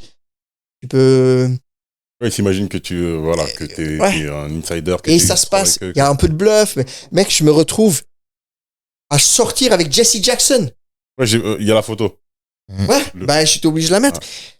Je suis à l'intérieur dans les couloirs, je sais pas où aller, je veux vite choper un scoop avant que le match commence. Et à un moment donné, t'as une des directrices de l'event qui fait Go, go, go, go, go. Je fais quoi? Aligne-toi là. Puis, à côté de moi, il y a Jesse Jackson. Go, go, go, now. Et je dois sortir sur le parquet avec lui. Et t'as 20 000 personnes. Moi, je suis à côté. Je suis avec Jesse Jackson. Wow. Mon père, quand il a vu la photo, le mec, il a ri. You got a photo with Jesse Jackson. Incroyable. C'est incroyable. Très sérieux. C'est dingue. Donc ouais, être au bon moment. Au bon endroit. C'est hip-hop. C'est un jour. Et un jour, finit avec un livre. Et un jour, ça finit avec ça. Franchement, c'est incroyable. Mais toi, tes interviews préférées dans le livre, c'est lesquelles? Parce que toi, t'as parlé des rappeurs aussi qui t'ont le plus... Enfin non, c'est Alchemist qui disait les rappeurs qui l'ont le plus impressionné. Et toi, les interviews que t'as le plus apprécié ou le personnage que t'as interviewé qui t'a le plus marqué? Alors, je vais pas forcément dire celui que j'ai aimé faire, mais un qui m'a marqué, par exemple, c'est Ja Rule. Rien à foutre de lui. Et j'ai un phoneur avec lui.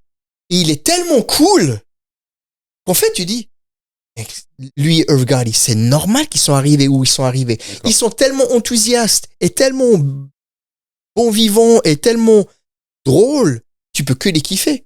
D'accord. Du coup, tu écoutes leur musique un peu différemment, tu vois. Alors qu'au début, c'était genre, ah non, il se prend pour Tupac, ouais, il bite DMX. Tu vois, c'est... En fait, tu réalises quoi. C'est des professionnels, en fait. Ouais, mais plus que ça. Il est vraiment des gars cool. Un good dude. Tu vois, c'est vraiment un... Il y a de l'affect. Ouais. Après, c'est vrai que c'est incroyable parce que je suis à Paris avec lui, c'est quand même énorme. Il y a certains artistes, j'ai interviewé. Tu sens qu'il y a une simplicité dans l'interview que tu fais avec Nas. Vous parlez vraiment simplement, il n'y a pas de... Et puis il m'apprend des trucs aussi, tu vois. On parle de Huey Newton, activiste, civil rights activist, et là.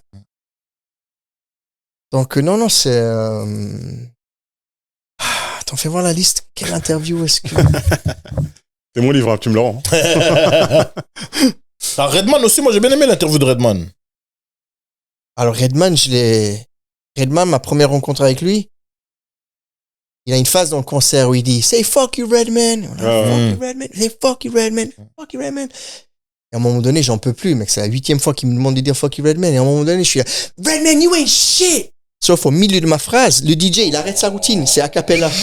et le lieu, c'est la Dolce Vita, c'est super petit et compact. Il se retourne, Hurricane G, tu sais, tout le monde sait que c'est moi parce que j'ai rappé tous les lyrics pendant tout le concert. Il descend de la scène, il me saute dessus. Timberland sur le coup d'épaule. Oh. Là, je me dis, il y a un qui va arriver. Je serre la mâchoire. Là, il fait yeah.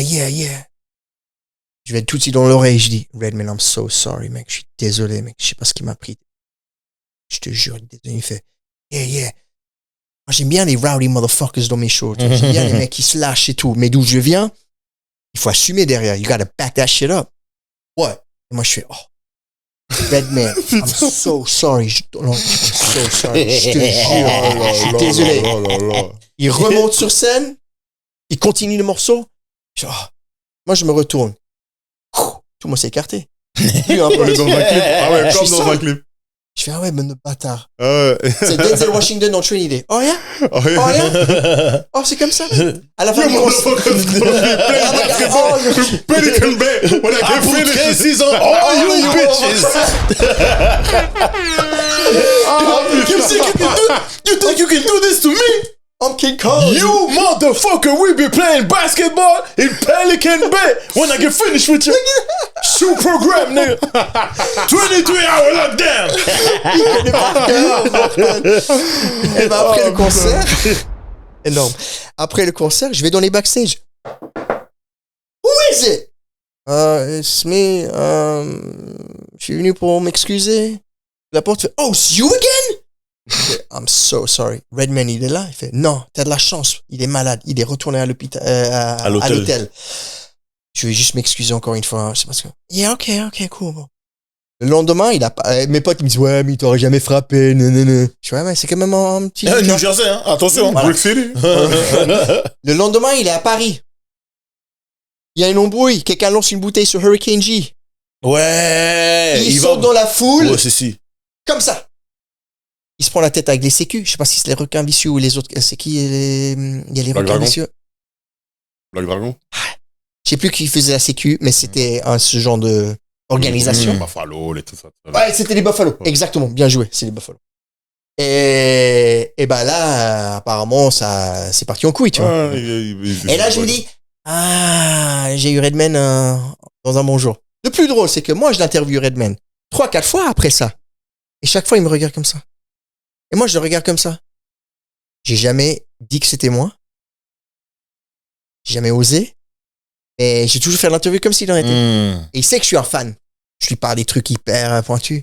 Chaque fois, il me regarde comme ça. Il a même fait une intro pour un de mes morceaux. Yeah, this is Redman. I'm chill with the Northwest.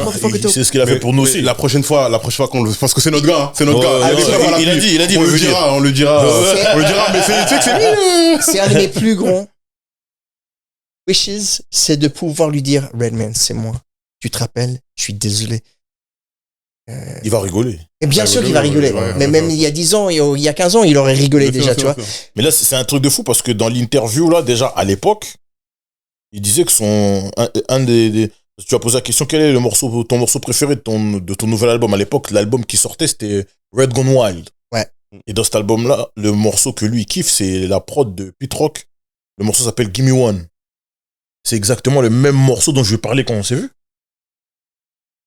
C'est exactement le même bail. Je vais même lui rappeler le truc, mais il y avait des gens qui attendaient, donc j'ai dit bon, peut-être la prochaine fois. Mais ce morceau-là est très fort. Fait du Redman back in business like EPM. D-Whips I drive, I got a TVM. I told New York dance so BB Kingdom. Find my way back home like E.T. Finger. Non, c'est trop. J'explique comment il rencontre Eric Sermon. Ouais. Parce qu'à l'époque, il est DJ pour Do It All de Lords of the Underground, tu vois. Et il s'appelait DJ Cut Killa même. Exact. Ouais. C'est dans le livre aussi. Bien joué. Et il dit, I sting like a I float like a butterfly, sting like a rock group. Au lieu de dire I sting like a bee. Ouais. Il dit sting, rock group. police, tu vois. Ouais. Et Sermon a entendu cette phrase, il dit, lui, il a le truc. Je vais le choper. Tu veux venir à mon concert après?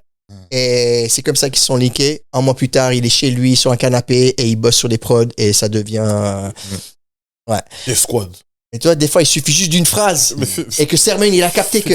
C'est ça qui est dingue. Dans Lui, vraiment, c'est ton MC vraiment que tu kiffes. Si t'as une punchline de lui que toi, tu kiffes, ce serait laquelle? Redman? Ouais.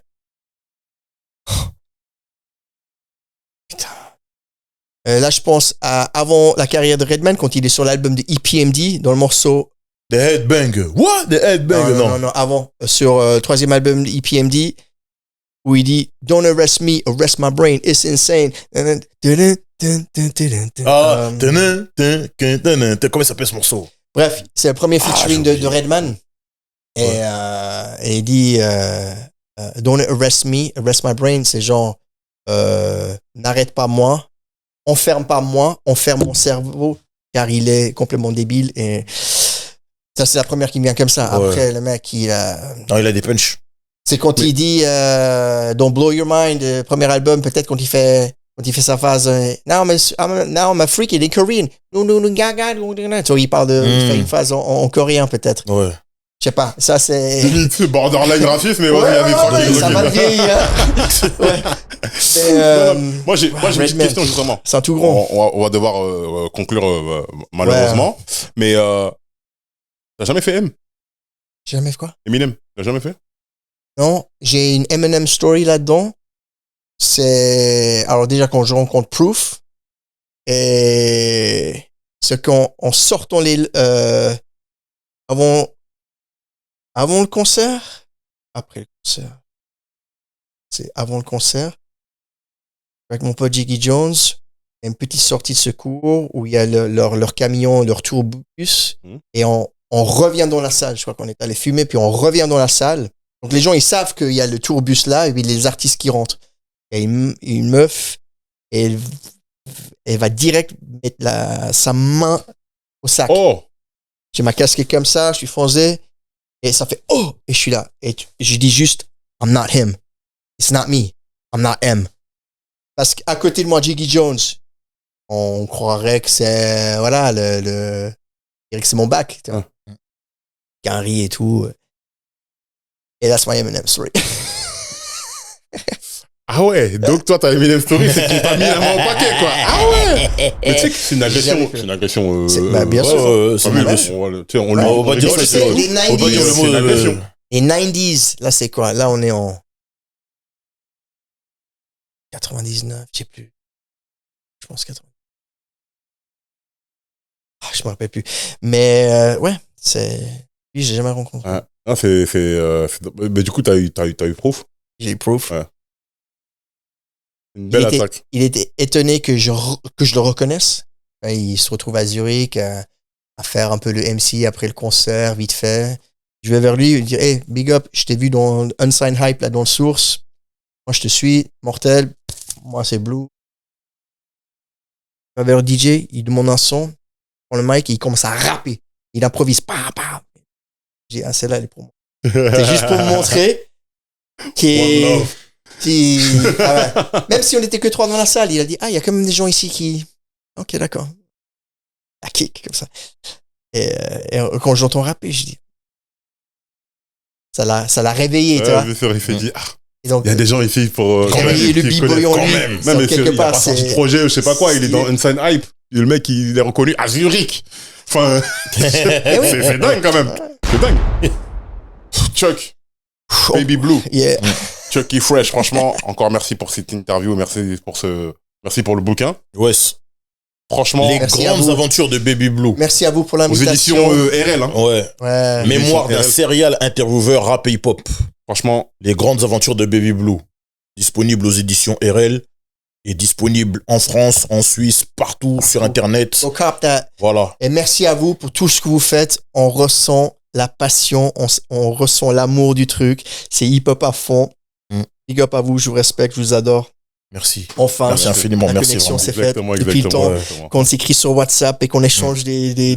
Même quand on vient en Suisse, comment tu nous reçois. Comment tu nous reçois vraiment. Omar de ce spot, Rums, la famille, tout ça. Les gars sur les Bazar, mams. tout ça et ça. Yes. Mam, toute l'équipe, etc. Évidemment, big up à vous, les gars. C'est Mam. C'est mam. Non, vraiment, Yes. merci encore pour ce que tu fais. Merci pour la passion parce que voilà, nous, ça fait des trucs. Body of work. Peut-être que tout le monde ne comprendra pas, mais nous, on a compris. Voilà. Et puis, moi, je suis curieux. Moi, j'adore recevoir le feedback. Ouais, Je reçois des messages. Ah ouais, dans tel chapitre, t'as dit ça, ça. Oh putain, ça me fait penser à ça, à ça. Et c'est des moments où je réponds à tout le monde. Je dis, ah, ouais, Okay. Ça dégage un truc et du coup, voilà. Du coup, Ceux qui captent. volume 2 bientôt. Le gouverneur dit à ce bon peuple Oui. comment il doit. Très, qu'est-ce très qu'il doit faire maintenant. important. Il faut absolument nous suivre sur tous les réseaux, sur Instagram, Twitter, TikTok, sur toutes les plateformes de streaming. Parce que vous pouvez aussi vous abonner sur les plateformes de streaming. Exactement. On est sur Apple Podcasts, sur Spotify, sur Deezer, partout. Parole véritable, c'est nous-mêmes. Et aussi sur YouTube, où vous devez activer la cloche, vous abonner. Là, on a dépassé les 70K. En route vers les 100K. On va faire les choses sérieusement. Donc, si vous voulez qu'on progresse, si vous voulez qu'on vous envoie ces contenus de qualité supérieure, c'est tout ce qu'il faut faire. Commentez, likez, partagez. Abonnez-vous, c'est très important. Parole véritable. Yes. Peace. Yup.